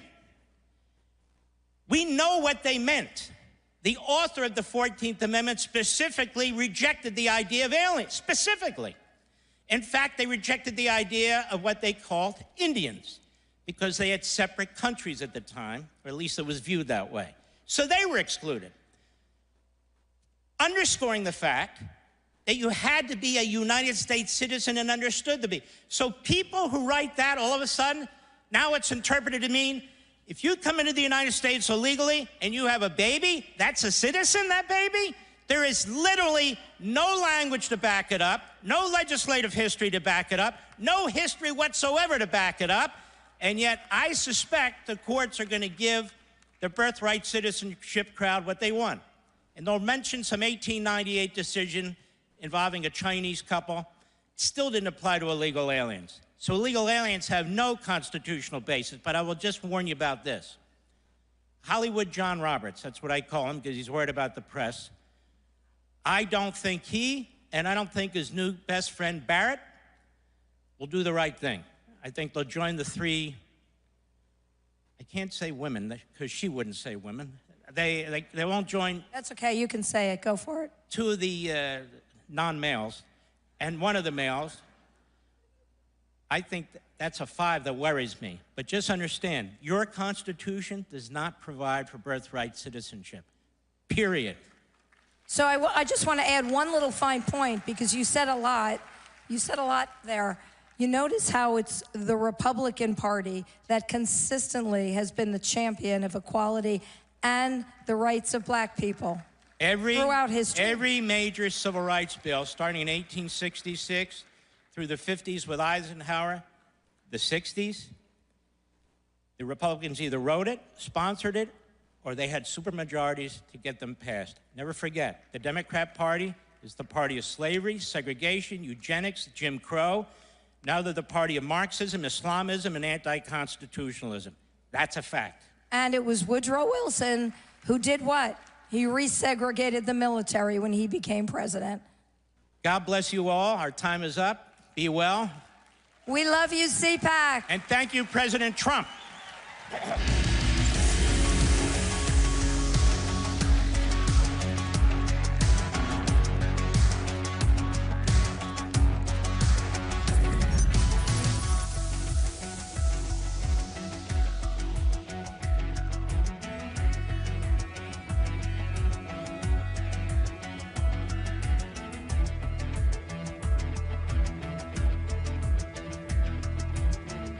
In a time when the very fabric of our nation seemed under siege, one organization was willing to fight for America's principles and defend our children's future. Joining me now, Terry Schilling, president of the American Principles Project. This is what happens when tolerance goes too far. It's a bit shocking to hear Democrats talk about them losing the culture war. After all, they started it. You're denying reality, and you're denying them the care that they need.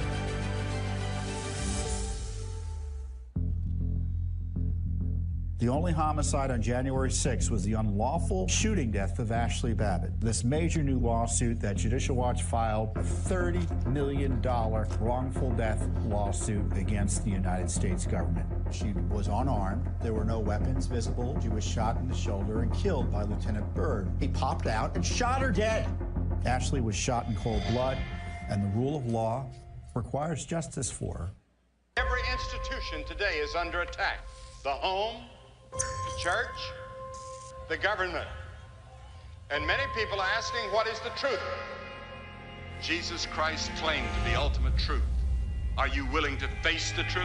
Do you think the MKUltra project ever actually ended? The Central Intelligence Agency is actively involved in mind manipulation. We all answer to one God and one Savior, and He's there to change your life for the better.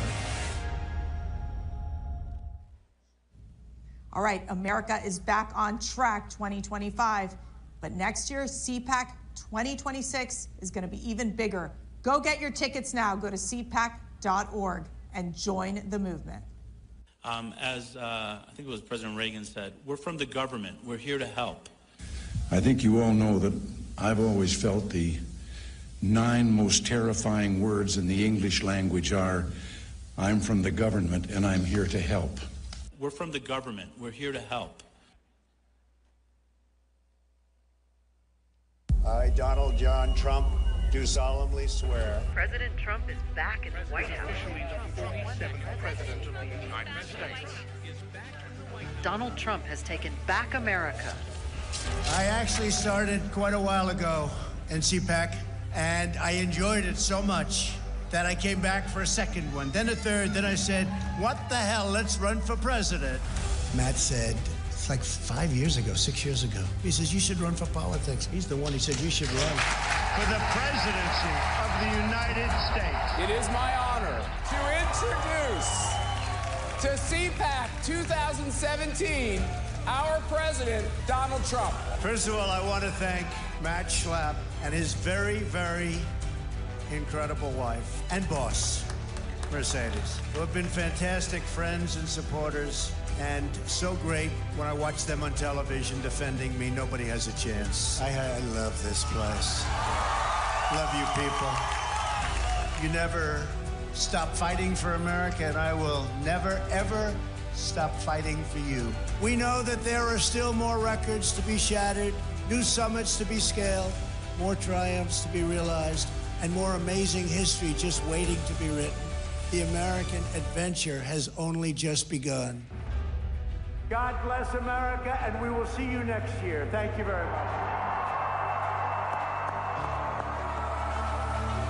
You never stop fighting for America, and I will never, ever stop fighting for you. Ladies and gentlemen, please welcome host of the PBD podcast, Patrick Bet David. All right.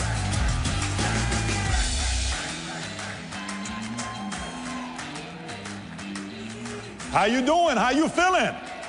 Good? Okay. I got the lunchtime slot, which means some of you are either eating or wanting to go eat, but I do have a message for you. How you doing? Yes, it's great to be with you. How many of you here watch or listen to the PBD podcast? I'm curious. Okay, it's a good amount. All right, so I got a simple message for you with the limited time that I have here for you. First of all, it's an honor to be here at CPAC. This is my first time being here. Just had a chance to speak with Matt and Mercedes, incredible people. It's incredible to be around you, especially the fact that the person you wanted to win won in 2024, which is a very big deal. I got a question for you. Can you think about the 2 things tyrants fear? Let me ask the question one more time. What would you say are the 2 things tyrants running a country fear? What are the 2 things? First thing they fear is you and I having guns to protect ourselves. The second thing they fear is you and I having a megaphone to express ourselves. Now, I want you to think about this. In the last 3 weeks, I've interviewed 2 different people. One of the ones I had on the podcast 3 weeks ago, he flew in the entire time he was nervous. He was a former founder of the IRGC, the Islamic Revolutionary Guard Corps. He started the IRGC with Khomeini in 1979. 3 months after I was born, I was living in Iran, and I brought him on the podcast. For many years, we've been wanting to have this man to come on the podcast, but obviously he doesn't want to come because directly and indirectly, millions of people died because of this man. If you go on Google, you type in founder of IRGC, you'll see his name and Khomeini's name. I bring him on. It's a little bit uncomfortable. I say, so let me ask you a question. When you guys took over the revolution, the Shah is gone. That's the last time the Middle East was at peace. No issues. Iran gets along with Israel. No wars. Things are good. Then you come over. You take over Iran. Khomeini flies in. You fly in. What is the first thing you guys did? He says, our #1 mission was to get all the guns out of people's hands. And I said, tell me why. He says, because we wanted to be safe. I said, safe from what? Well, we had to be careful because there was a lot of criminals who had a lot of guns. I said, citizens having guns are criminals. They're trying to protect themselves. So again, what do tyrants fear? First thing is what? Your guns, because you can protect yourself. 2 days ago, I got back from Brazil. We're flying out to Brazil to do a 3-hour interview with former President Jair Bolsonaro. How many of you guys love President Bolsonaro? So we're in Brazil. While we're about to go, they are briefing us on what to be prepared for before we go to Brazil. They say, number one, have an international lawyer ready in case something happens. Number two, make sure you have an armored truck. Number three, come with a good delegation. We went with 9 of us. And then we'll be escorting you all over the place. So we go and we experience everything, and then eventually the president comes. And the president sits there, and we start conducting the interview. One of the most emotional interviews I've ever done. This man is crying, tears dropping on the table. I can't wait for the interview to come out this Wednesday. And I hear him speaking. About 15 minutes left for the interview to be done, somebody comes in and is whispering in his ear, whispering in his ear. Boom. He swipes the hand. Interview ends, doing all the stuff that he's doing. He gets out. 1 hour later, alert on the phone. Jair Bolsonaro has been charged and is facing 38 years in prison. For what? There's a judge there in Brazil. His name is Alexandre de Moraes. Anybody knows who he is? Okay. If there is a picture for someone that looks like a tyrant, it is Alexandre de Moraes. This man is a tyrant at the highest level. And he is the second man, the second point that tyrants fear is freedom of speech. I'm talking to the former president. He's not comfortable talking about certain things, but he let everything loose. He knows you can't talk. They don't want you to talk over there. So you got guns, freedom of speech, and in the world, we have 195 countries, of which 193 have constitutions. Of the 193 that have constitutions, only one country gives you full-on freedom of speech with nothing about hate speech and Second Amendment. We're the only ones here that we have in America. Now keep this in mind. Sometimes when we sit there, we hear about, next year's gonna be United States birthday for 250 years. It's gonna be amazing. We are one of the youngest countries in the world. It's awesome. Well, think about the oldest countries in the world. Iran, roughly 3300 BC. Egypt, 3100 BC. You got Assyria, you got Armenia, you got China, you got all these countries, right? Oldest. We are one of the youngest. But watch this here. Does anybody know what country has the oldest constitution in the world? What country has the oldest constitution in the world, including UK? We, the people, have the oldest constitution in the world. So now watch this. Some of you are clapping, you're like, I don't know what point he's trying to make here. I don't know where you're going with this. Let me give you some numbers here. Dominican Republic has changed their constitution 32 times. Venezuela 26 times. Haiti 24. Ecuador 20. Brazil's changed it 7 times in the last 100 years. While I'm there in Brazil, we're going to the airport. Our flight's at 4:30. We get there at 2 o'clock waiting. Our flight gets canceled. We have to redirect our flight. We go to Peru. And then from Peru, we fly out to Miami. And I'll never forget when we landed in Miami. It reminded me of back in July 15th of '89 when we're escaping Iran on a Lufthansa flight. And while we're going, everybody's waiting for the one magical word from the flight attendant. Anybody knows what it is? It's very simple. You can officially order alcohol. We've crossed the border.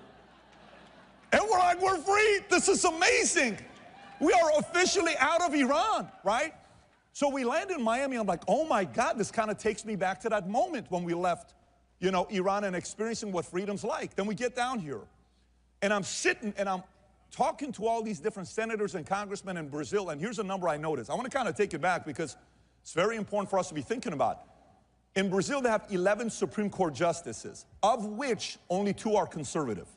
In Brazil, they have 81 senators, of which only 22 are conservatives. In Brazil, they have 513 congressmen and women, of which only 130 are conservatives. Let me just kind of take back a little bit and talk to you guys about maybe possibly the greatest accomplishment any president's ever done. If the Supreme Court justice was the other way around, 6-3, and when they said Colorado wants to remove the president off the ballot, and they would have succeeded, Kamala Harris would have been your president today. I understand, I'm with you. But I want you to think about why this is so important. For 25 years of my life, I was an atheist. When you live in Iran, my mother's Armenian, her last name's Bogosian, my dad's Assyrian, Bet David. I'm living in Iran, we're a Christian family trying to make it work. We're going to school, you're going to church, kind of keep it quiet. And you dream about one day coming here. You're like, oh my God, I can't wait to one day come to America. It's gonna be such a great deal to come to America. I'm sitting there kind of thinking to myself about all this stuff with Iran. And hey, the Congress, the Senate, all this stuff. You bring it to today. This man flips 3 Supreme Court justices. He doesn't do that, Kamala gets in. They would have done everything in their power they could have to prevent the president from speaking. They try to silence him. They took him all the social media sites. There's a lot of people that want to be friends with him today. Same people that silenced him. They said he can't use social media. Got off. Then you go from there, you dream about coming to America, and you sit there, you think about it, you say, oh my God, I cannot even believe the fact that I'm living in a country like this where you and I, as an atheist, you're like, maybe God this, I don't know about this, people are dying in Iran, I'm in a refugee camp in Germany for a year and a half, you come to the States, I'm a regular guy going to school, then all of a sudden I join the Army, I go to the 101st Airborne Division Air Assault, I'm in the Army, I'm in my uniform, quite honestly, I joined at first for GI Bill, and I'm standing there waiting. We're at a Labor Day, a Memorial Day, and I see one of my chief warrant officers on this side in tears. I see another colonel over here in tears. I see a sergeant first class on this side in tears. I'm like, why are these guys crying? Why are they crying? And then we go into the auditorium, they say, there's a movie coming out about your unit. You guys are gonna get a chance to watch it before the world sees it. What's the movie? Saving Private Ryan. I watched this movie at the end, I'm like, I am so proud to be an American. I am so proud to be part of the 101st Airborne Division. I am so proud to be living here. So I watched. While I'm in the Army, because of my PT score, I was able to go hang out at this one camp for 2 days where we could play pool, jump in a lake, and all this stuff. This man hands me a Bible. I'm like, sir, I'm the wrong guy to give you a Bible. He says, my parents gifted me this Bible December 24th of 1974. I think you need it more than I do. I said, I'm telling you, it's not, you don't want to give it to me. I'm the wrong guy. He gives it to me. I start praying 3 times a day. Long story short, 25 years old, life changes, God's in my life. Everything from there has been revolutionary. It doesn't even make sense to me. It's a miracle. Here's what it made me think about. How many of you remember the last time you had one of those nights where you pray for an hour and you're on your knees and nobody sees you? Who knows what I'm talking about? Anybody who's ever done that before? By the way, for some of you that are devout Christians, maybe it's a normal Tuesday for you, but for those of you guys that just kind of go to church once in a while, you've only done that 3 or 4 or 5 times in your life. Does anybody relate where you don't do that often? What were you praying about in June of 2024? What were you praying about when you're sitting there? What were we thinking about? What was going on?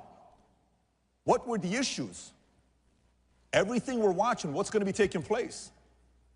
And then you mean to tell me the president is a one look away from this being assassinated, and he lives, and all these miracles happen. President Obama in 8 years flips 1 seat. Trump flips 3 seats in 1 term. You don't think God's hands on America again? By the way, the reason why I'm sharing this with you is sometimes when we start winning and we start making money and we start driving the nice cars and our candidate wins and we're like, yay, it's great and it's awesome, our paranoia goes away. Let me just prepare you for something. We got to stay paranoid. We got to stay optimistic. They're plotting their moves behind closed doors while you and I are here at this event. We got to keep recruiting the next Bobby Kennedys, the next Tulsi Gabbers, the next Elon Musk, the next Joe Rogans, the next anybody. We got to recruit them over with common sense, with values, with the way we treat them. And if we do that, the future of America will look bright like never before. Thank you, everybody. Appreciate you. Thank you.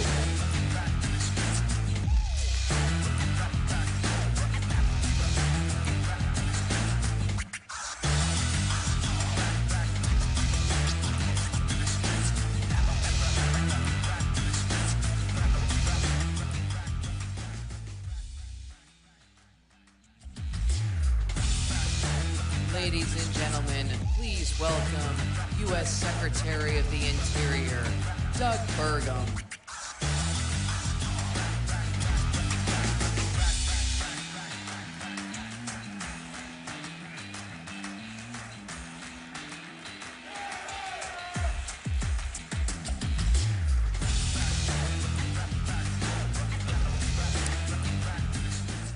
Good afternoon, CPAC.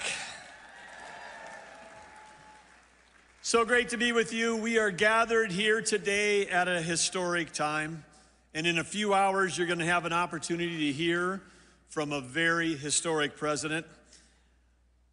Here's a name you probably haven't heard of, Buddy Melgus, Olympic gold medal sailor from Zenda, Wisconsin, grew up on a small, teeny little lake in Wisconsin. How did a kid from a small little lake in Wisconsin go on to become an Olympic sailor?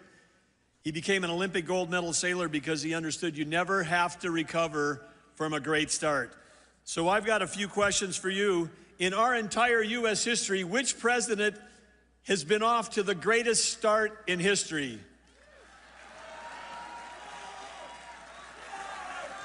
Yes, okay, I can ask that a different way. Which president in American history has had the most impact in their first 33 days? Trump. And of course, we know the answer to this one. Which president right now, every hour, every day, is making America great again? There you go. I want to say thank you all for being here. This is such an important group. You are the difference makers. CPAC was the group that believed in President Trump when others didn't. You stayed with him. You worked so hard for all these years, and you were working because you supported President Trump, but you were working because you cared deeply about America. You wanted America to be better. You knew that America could reach its full potential. And now that is happening every single day, and it started here with you. Thank you, CPAC, for everything that you've done. Yes, President Trump has got a very clear and a very powerful vision on ways to make America great again, and at the center of that is energy dominance. He knows that energy dominance, when the U.S. is energy dominance, it's going to bring down inflation because energy is a component of every single product that we buy, every piece of food you eat, every vehicle you drive. He also knows that when we have energy to sell to our friends and allies, it's going to end our trade deficits. He knows it's going to create great American jobs. And he also knows that when we have energy to sell to our allies, it's going to end the wars abroad. And he is someone who wants to stop the killing. He wants to end wars. And President Trump, I believe, for that work, is going to win the Nobel Peace Prize. And this is a group that can help that happen for him. Yes, President Trump knows better than anyone that energy dominance is the foundation for American prosperity, for affordability, and world peace. The Biden administration, wow, what a mess that we've inherited. The Biden administration, at the core of everything they're doing, we're beholden to a group of climate extremists. And when those climate extremists got the Biden administration to declare war on U.S. energy, and when they declared war on U.S. energy, it didn't reduce demand. It just shifted the supply to our adversaries across the world, to places like Iran. Iran, who sold hundreds of billions of dollars of energy through ghost ships and front companies to fund 24 terror groups against us. But President Trump wants that to stop. And he's got full maximum pressure against Iran. And he'll do what he did in his first term, which is financially he'll bring that country, or the Ayatollahs, not the country, but the Ayatollahs to their knees. But back home, the climate extremists that wanted it to shut down U.S. energy, what did they do to Americans? They raised the price of everything. Electricity prices 30% higher under the Biden administration. Some of you, if you live in the Northeast, you're going to be staring at 15 to 17 to 20% increases again this summer. This is all what we've inherited. And when we have high energy costs, that hurts our economy and we deindustrialize. And that's why President Trump on day one declared a national energy emergency. It wasn't just about price at the pump. He understood the mess that Biden left us, and that's why he declared that energy emergency. And part of that solution, last Friday, He created the National Energy Dominance Council. He asked me to chair it. He asked Chris Wright to be the vice chair. And with that, with the work that we're going to be doing, it covers everything. It covers electricity, it covers oil and gas, it covers biofuels, it covers export, it covers exploration, all the things that we need to do to have our country become an energy powerhouse. But let's just talk a little bit about one of the things that were left, and that's the energy emergency, and that is our electrical grid in this country is absolutely in danger. The climate extremists worshiped an ideology that defied physics, economics, and common sense. They believed that that was the existential threat. I will tell you that there's two existential threats that this administration believes in. One was existential threat was Iran getting a nuclear weapon. That would change the world, and this administration, working with our allies, is going to make sure that doesn't happen. And the second thing is, the second existential threat is losing the artificial intelligence arms race to China. This country has shut down more electricity than China has opened in the last 12 months. And we need electricity because electricity drives AI data centers, and AI data centers manufacture intelligence. And when we manufacture intelligence, it's going to change every job, every company, every industry. It's going to make the federal government more productive. But no, what did the Biden administration do?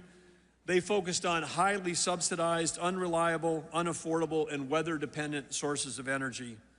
We all know, you don't have to have a PhD to know that the sun doesn't shine 24 hours a day and the wind doesn't blow 365 days a year.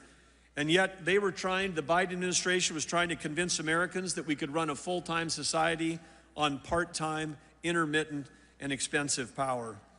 They pushed a Green New Deal that was a lot more like a Green New Steel because it was stealing your taxpayer dollars at the same time, raising the price of electricity for all of you, raising the price of food in this country, and jeopardizing our grid. We have today, for the first time, I was in tech for 30 years before I ever ran for office. We never used more than 1% of the nation's electricity in the whole technology sector.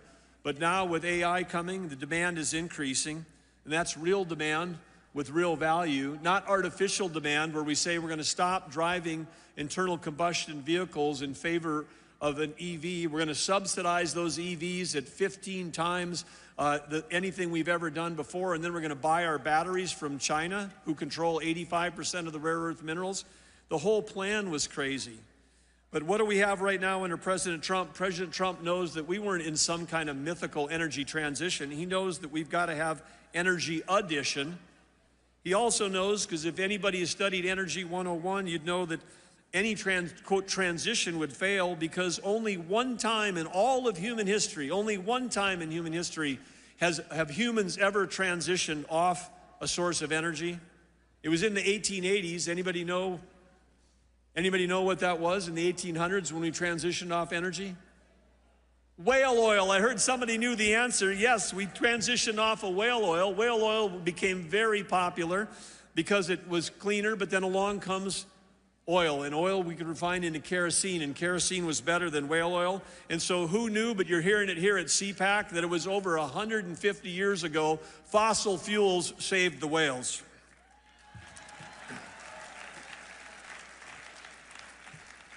And I think we've got some t-shirt merch experts here in this room, and I just think that could make a great slogan on a t-shirt, by the way. But President Trump's got a plan for energy dominance that's going to help drive us forward. All of you know that we've got $36.5 trillion of debt because we hear it over and over again. But has anybody ever come on this stage and told you how much America's assets are? No, because nobody knows what they are. And the Biden administration is playing hide the ball. But in the Trump administration, we're going to build that balance sheet. And we have trillions and trillions of dollars worth of natural resources. And we're going to make sure that we understand that our assets far exceed the debt that we have. But before Joe Biden left office, one of the things that he did was he took 625 million acres of offshore potential, trillions of dollars of revenue potential for you, your kids, and your grandkids, and with a stroke of a pen said, we're never going to develop that. Never. It's off the table. I got it. You can boo for that if you want to, but That's literally 1/3 of the lower 48 here. He was trying to rob us of that. But he's robbing us of those revenues and also of the American dream. But President Trump got into office, and with an executive order, he reversed that ban. That 625 million acres is back on our balance sheet, including some of those acres are where? They're in the Gulf of America. One of the other falsehoods is that somehow that those climate extremists cared more about the environment than any of us in this room. And I know how deeply this group cares, and I know the people in my home state, the farmers and ranchers, 4th and 5th generation, they live on the land, they care about the soil health, they care about the water, they care about the air, and that's why in North Dakota we had some of the cleanest air and water in the country, and we were an energy powerhouse. We can do both of these things in our country, because when you shut down U.S. energy and you push that supply overseas, you push it to places that use child labor, that don't do reclamation. They don't have any kind of regulatory environment like we have. And so it's cleaner. If you care about the environment, you want every drop of energy, every electron to be produced in the United States. That's the way to save the planet.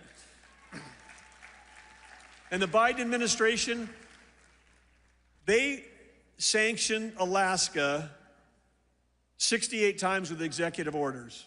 68 times Joe Biden issued orders that tried to shut down energy development in Alaska. They sanctioned Alaska more than they did Iran, if you can believe it. But those days are over. One of the other executive orders that President Trump signed is one not just unleashing American energy, but unleashing Alaska's potential. And when we do that, we have an opportunity to sell energy to Japan, South Korea, the Philippines, our allies in the Pacific, who we need more than ever because of the growing threat of China. So let me ask you, as we close out here today, when we talk about being energy dominant, we know that one thing that President likes to say, and I'm sure you'll hear it to say, which he wants us to drill, baby, drill, and we're gonna do that. But the U.S. Geologic Survey, which is part of Interior, we've got a job to actually go out and map those resources to find out how many trillions or hundreds of trillions of dollars of assets belong to all of you, the public. So we're gonna map, baby, map, and then we're also gonna mine, baby, mine. We're gonna mine, baby, mine, because we've got to get critical minerals developed back in our country. We can't be dependent. We're buying uranium from Russia for our nuclear plants.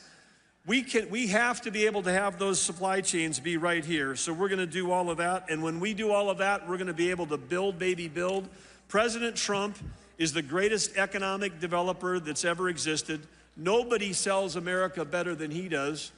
Chris Wright, my partner in this from the Department of Energy, he and I were asked by President Trump to join him when he was meeting with the Prime Minister of India and the Prime Minister of Japan. In those meetings, President Trump said to those leaders, you've got a deficit, a trade deficit with our country. We think you should solve that. What would you like to buy from us? Perhaps some energy? 30 years ago, he wrote the international bestseller, The Art of the Deal, President Trump did. I've seen him in action. Right now, every day, he's writing the sequel to that of The Art of the Deal in real time. Only, yes, he is, but he's dealing with the world leaders. They're coming to him, and they want to buy American, and we want to build American. And we know that President Trump is not only making America strong again, he's going to make America affordable again. He's helping with your help. He's fighting for the agenda, and you know what he's going to do? He's going to make America great again. Thank you, CPAC.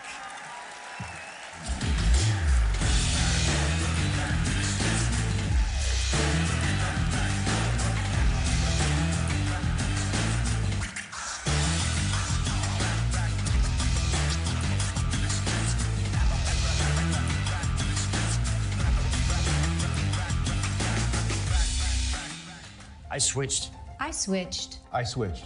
I made the switch to Newsmax. We start this morning in Washington, where all eyes are on the White House. I switched to Newsmax. Newsmax. Newsmax. Have you made the switch? You bet I did. My whole family switched. Everyone is making the switch. I did. I did. I switched, and it made all the difference. It made all the difference. Have you made the switch?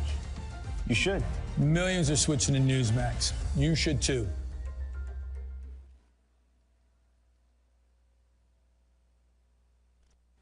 America is under attack. Our families are being crushed under the politics of a radical agenda.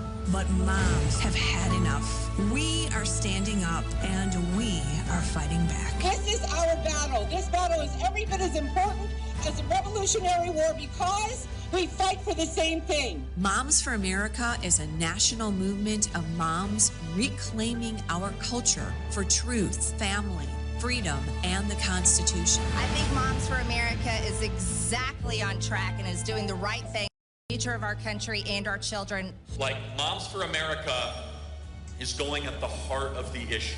I want to go on the record and say I'm for moms, I'm for America, and I'm especially for Moms for America. But I am honored to join Moms for America today as we speak out against the horrific mandates. With a national network of over 500,000 mothers, Moms for America is one of the fastest growing movements of women in the country. The most dangerous place in all of nature is between a mama bear and her baby cub. We are the change. No matter what, no matter where, and no matter how difficult the obstacles are that are facing us and our families, we will not give up and we will not give in. So if not now, then when? If not you, then who? Welcome to the Mom-Led Revolution.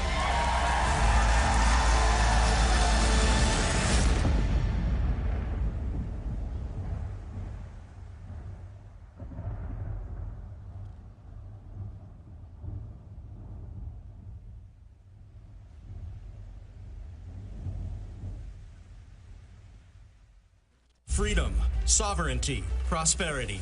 The Patriots for Europe Foundation is on a mission to make Europe great again.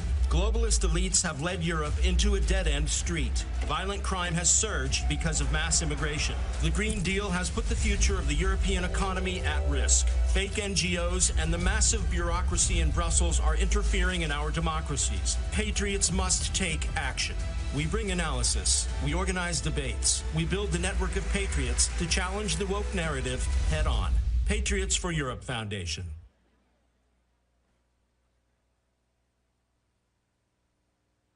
America is under attack.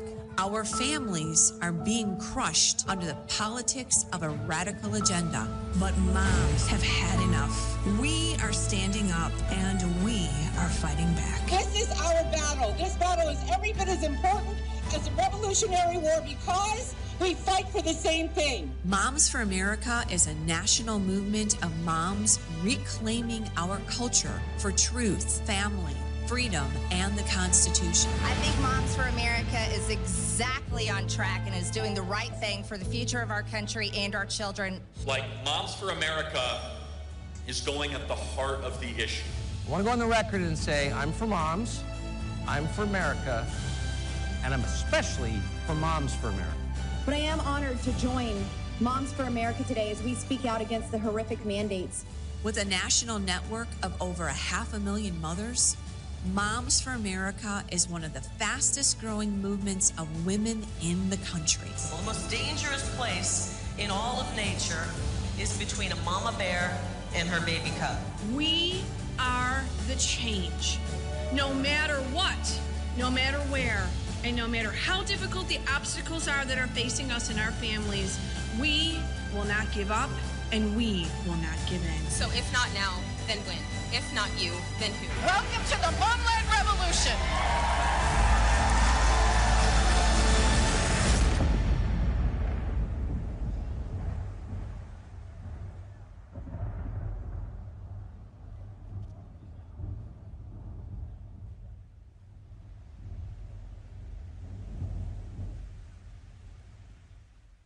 Every institution today is under attack.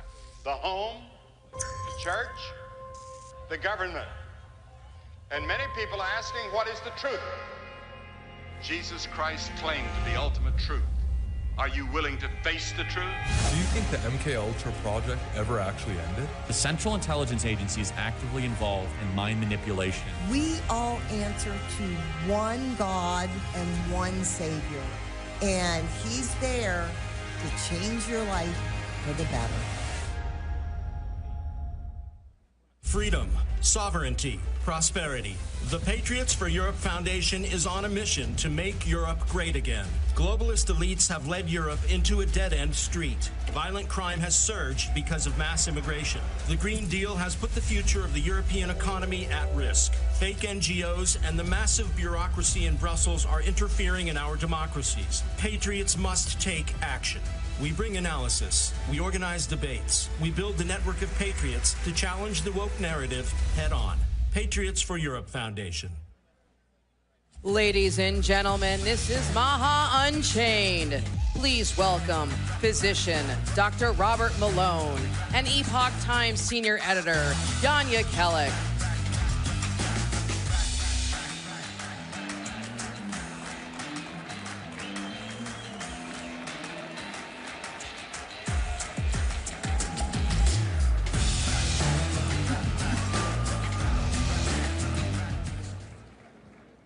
Wow, Dr. Robert Malone, you know, one of the most... Yeah, everybody, bring it up for Dr. Robert Malone. Probably one of the best-known contrarian voices during the COVID pandemic, arguing for rational policy during the pandemic. But I know him best as a rancher of horses and emus. And welcome my friend Yanya Kellick. You may remember that I spoke about Jan's leadership in the Epoch Times at CPAC 3 years ago. And I think without CPAC, without Epoch Times, we might not be where we are right now. It's been my pleasure to build a friendship with Jan and to participate in his fantastic series, American Thought Leaders, and our little fun series of clips that we called Fallout. That's right. So I'm wearing a bow tie today, not my usual attire, in honor of Dr. Peter Hotez. You'll recall that Peter Hotez last December darkly muttered about the fact that as soon as President Trump was in office, there was going to be a series of virus outbreaks, of threatening viral events that were going to cause him a lot of grief, and to focus on responding to those. But instead, what we have is two amazing things that happened on the same day. Well, so who here noticed that the new HHS secretary is Robert F. Kennedy Jr.? Two things happened that day. First, Robert F. Kennedy Jr. was sworn in, and second, there was an executive order signed by President Trump that established a commission to look at child chronic disease. A 1-2 punch that, in our view, is kind of revolutionizing the future of health. Robert. I agree. So what is this thing, MAHA? Make America Healthy Again. What does that really mean? Those of us that have kind of been in the sausage-making process have a pretty good sense, but let's go to what President Trump has defined as MAHA in this amazing executive order. And what he's laid out, the mission he's laid out for my friend, your friend too, Bobby Kennedy, this amazing new Secretary of HHS that, I mean, can you believe this? He's both a bodybuilder and a biohacker. That's what we have as our secretary. And so what is MAHA? A key factor in this is a refocusing of the entire government health enterprise from a focus on disease treatment to a focus on health promotion. And I really recommend that all of you take a moment to read President Trump's executive order creating the MAHA Commission, which is across government. It even includes Treasury. It's an amazing document in which he talks about the crisis of health in America, the crisis of chronic disease in America, but in particular, it zeroes in on Bobby Kennedy's sweet spot, protecting the health of children in America. It talks about child's health. It talks about the epidemic we have now of all kinds of chronic diseases, including autism in our children, and it talks about the over-medication with Ritalin and all these other drugs. We're basically drugging our children into obedience and oblivion using these agents, getting them to be complacent in the schools so they don't cause trouble, making it easier to control them.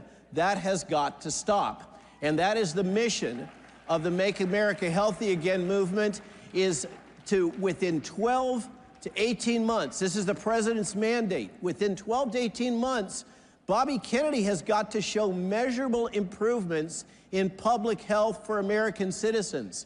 Now that is a tall order.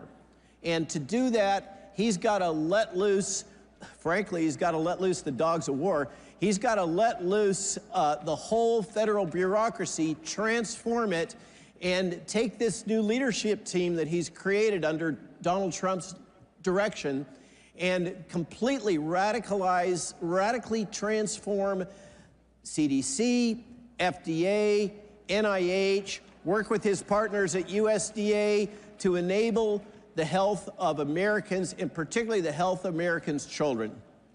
So, but Bobby Kennedy, okay, Bobby Kennedy did not work alone. Okay, and MAHA was actually something that existed in America already, a kind of subculture, one that I didn't even know very much about, that I discovered on American Thought Leaders, you know, throughout COVID. All these people that had been, you know, hit by reality in some way. Maybe they had a child that had been vaccine injured. Maybe they were poisoned by something. And millions of Americans basically were not, many of us were just simply not aware that there was this growing movement of people that were looking at root causes of health. And Bobby was kind of a central figure in this. So him coming in as the HHS secretary, I mean, this is the in terms of budget, the largest of the departments. Yes, right? Well, except for defense. But China went through a MAHA movement itself at one point in time. Isn't that right? And what happened? 100%. And so this is what dawned on us as we were preparing for this session. You know, back in the 90s in China, there was the health system had actually collapsed a little bit like what's been happening here. Okay, and these traditional methods of called Qigong, or kind of a Chinese yoga, became incredibly popular in China. The most popular was Falun Gong, and some of you will know that the founders of Epoch Times were Falun Gong practitioners. 70 to 100 million people were getting healthy. Okay, they were getting awards for getting healthy. And what did the regime do in 1999? They decided to crush this health and spiritual movement. So, I mean, this is something that totalitarians do. This is the other part that I realized. Totalitarians do not like healthy people, right? And it's a kind of a mindset. So here we are. So China now is not only crushing its own health promotion movement, but they're promoting bad health in the United States. Talk to us about fentanyl. Well, so, okay, how many of you noticed that we have a new FBI director? Kash Patel, of course.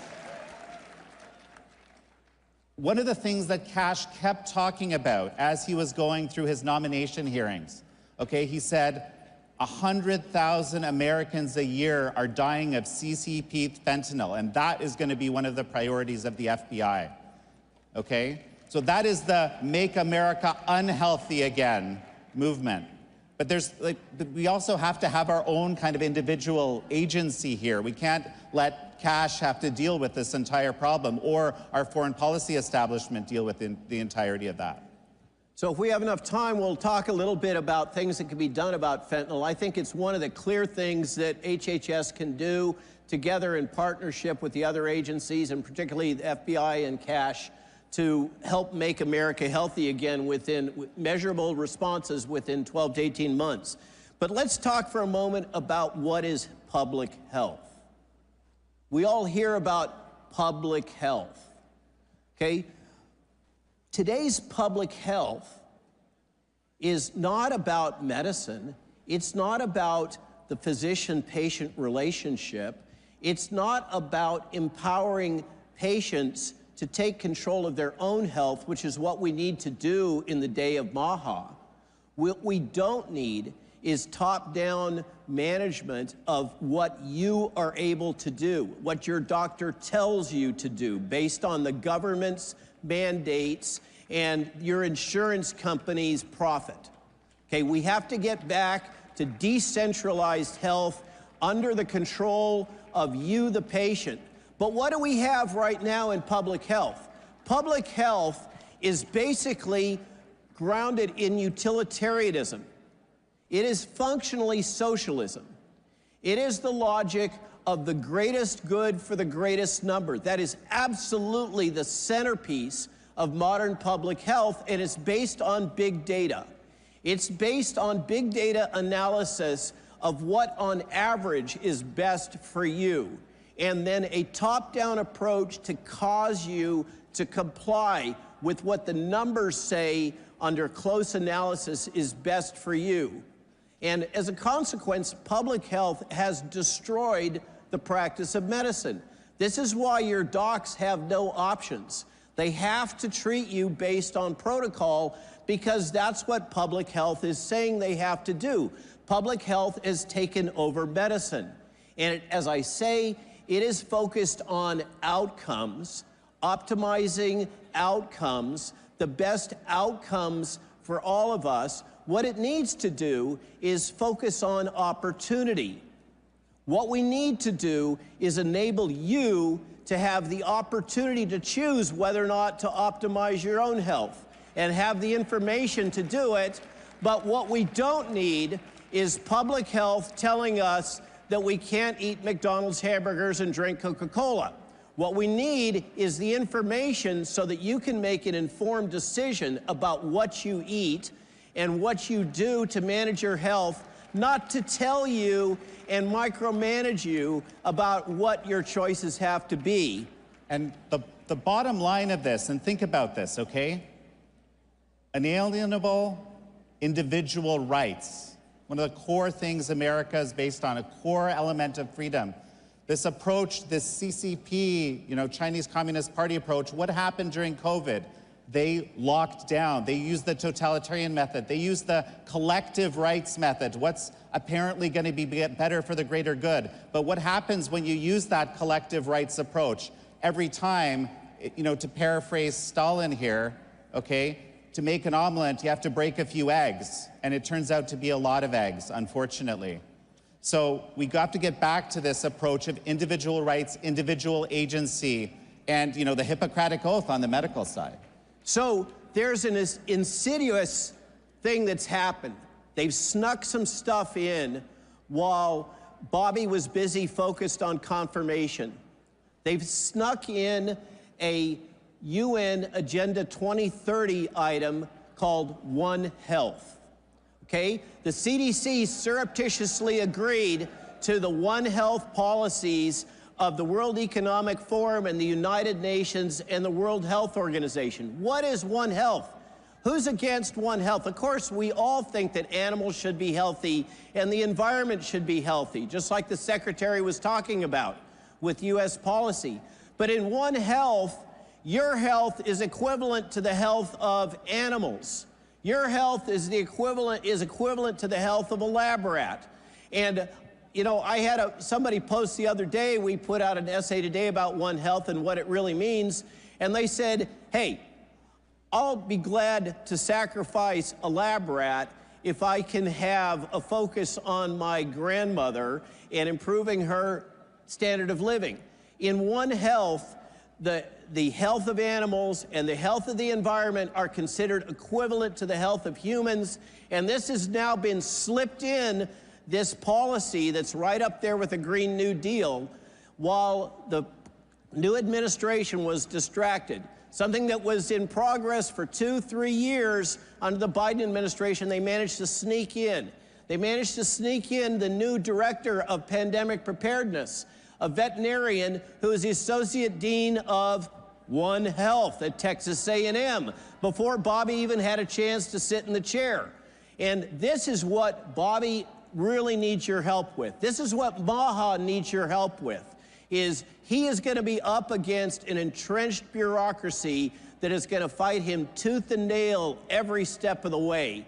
And the only way that we're going to be able to get sustainable change is we have to have all of us, the citizens of the United States, saying, we support you, we support a focus on health in Americans, and we are not okay with this globalist agenda of One Health, and we are not okay with the bureaucracy sneaking stuff in behind his back.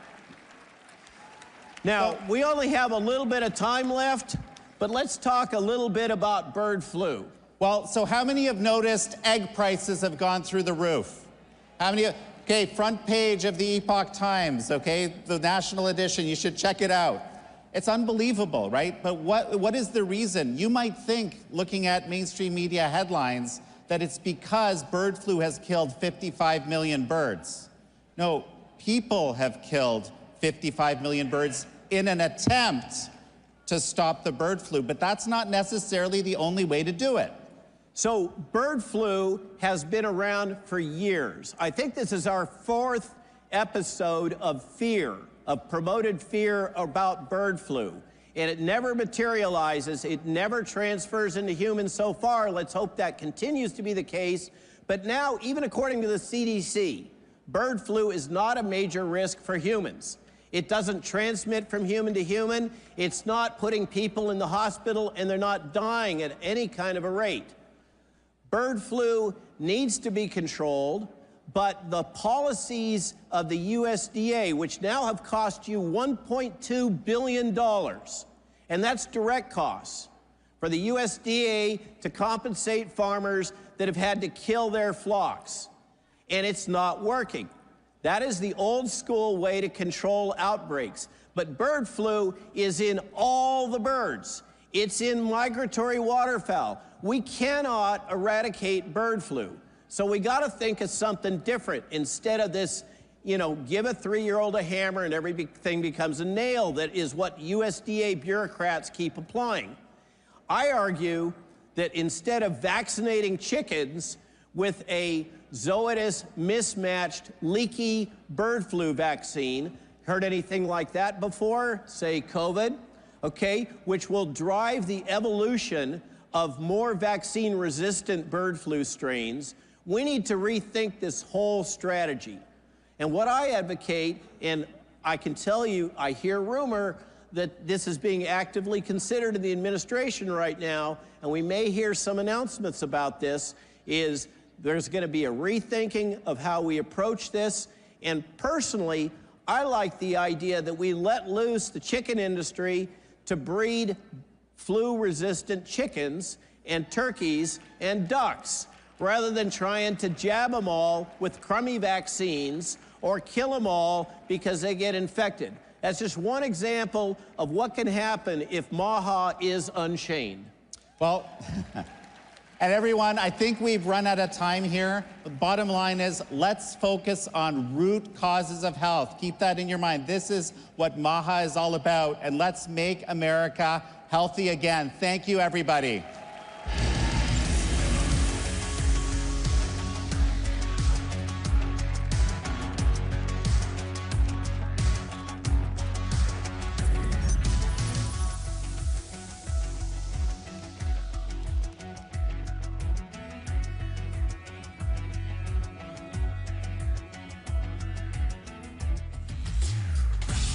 Ladies and gentlemen, it's time for the CPAC straw poll.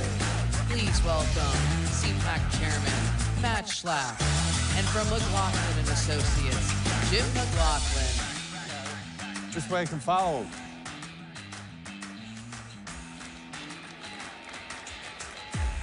They gave us chairs. Huh? Had chairs.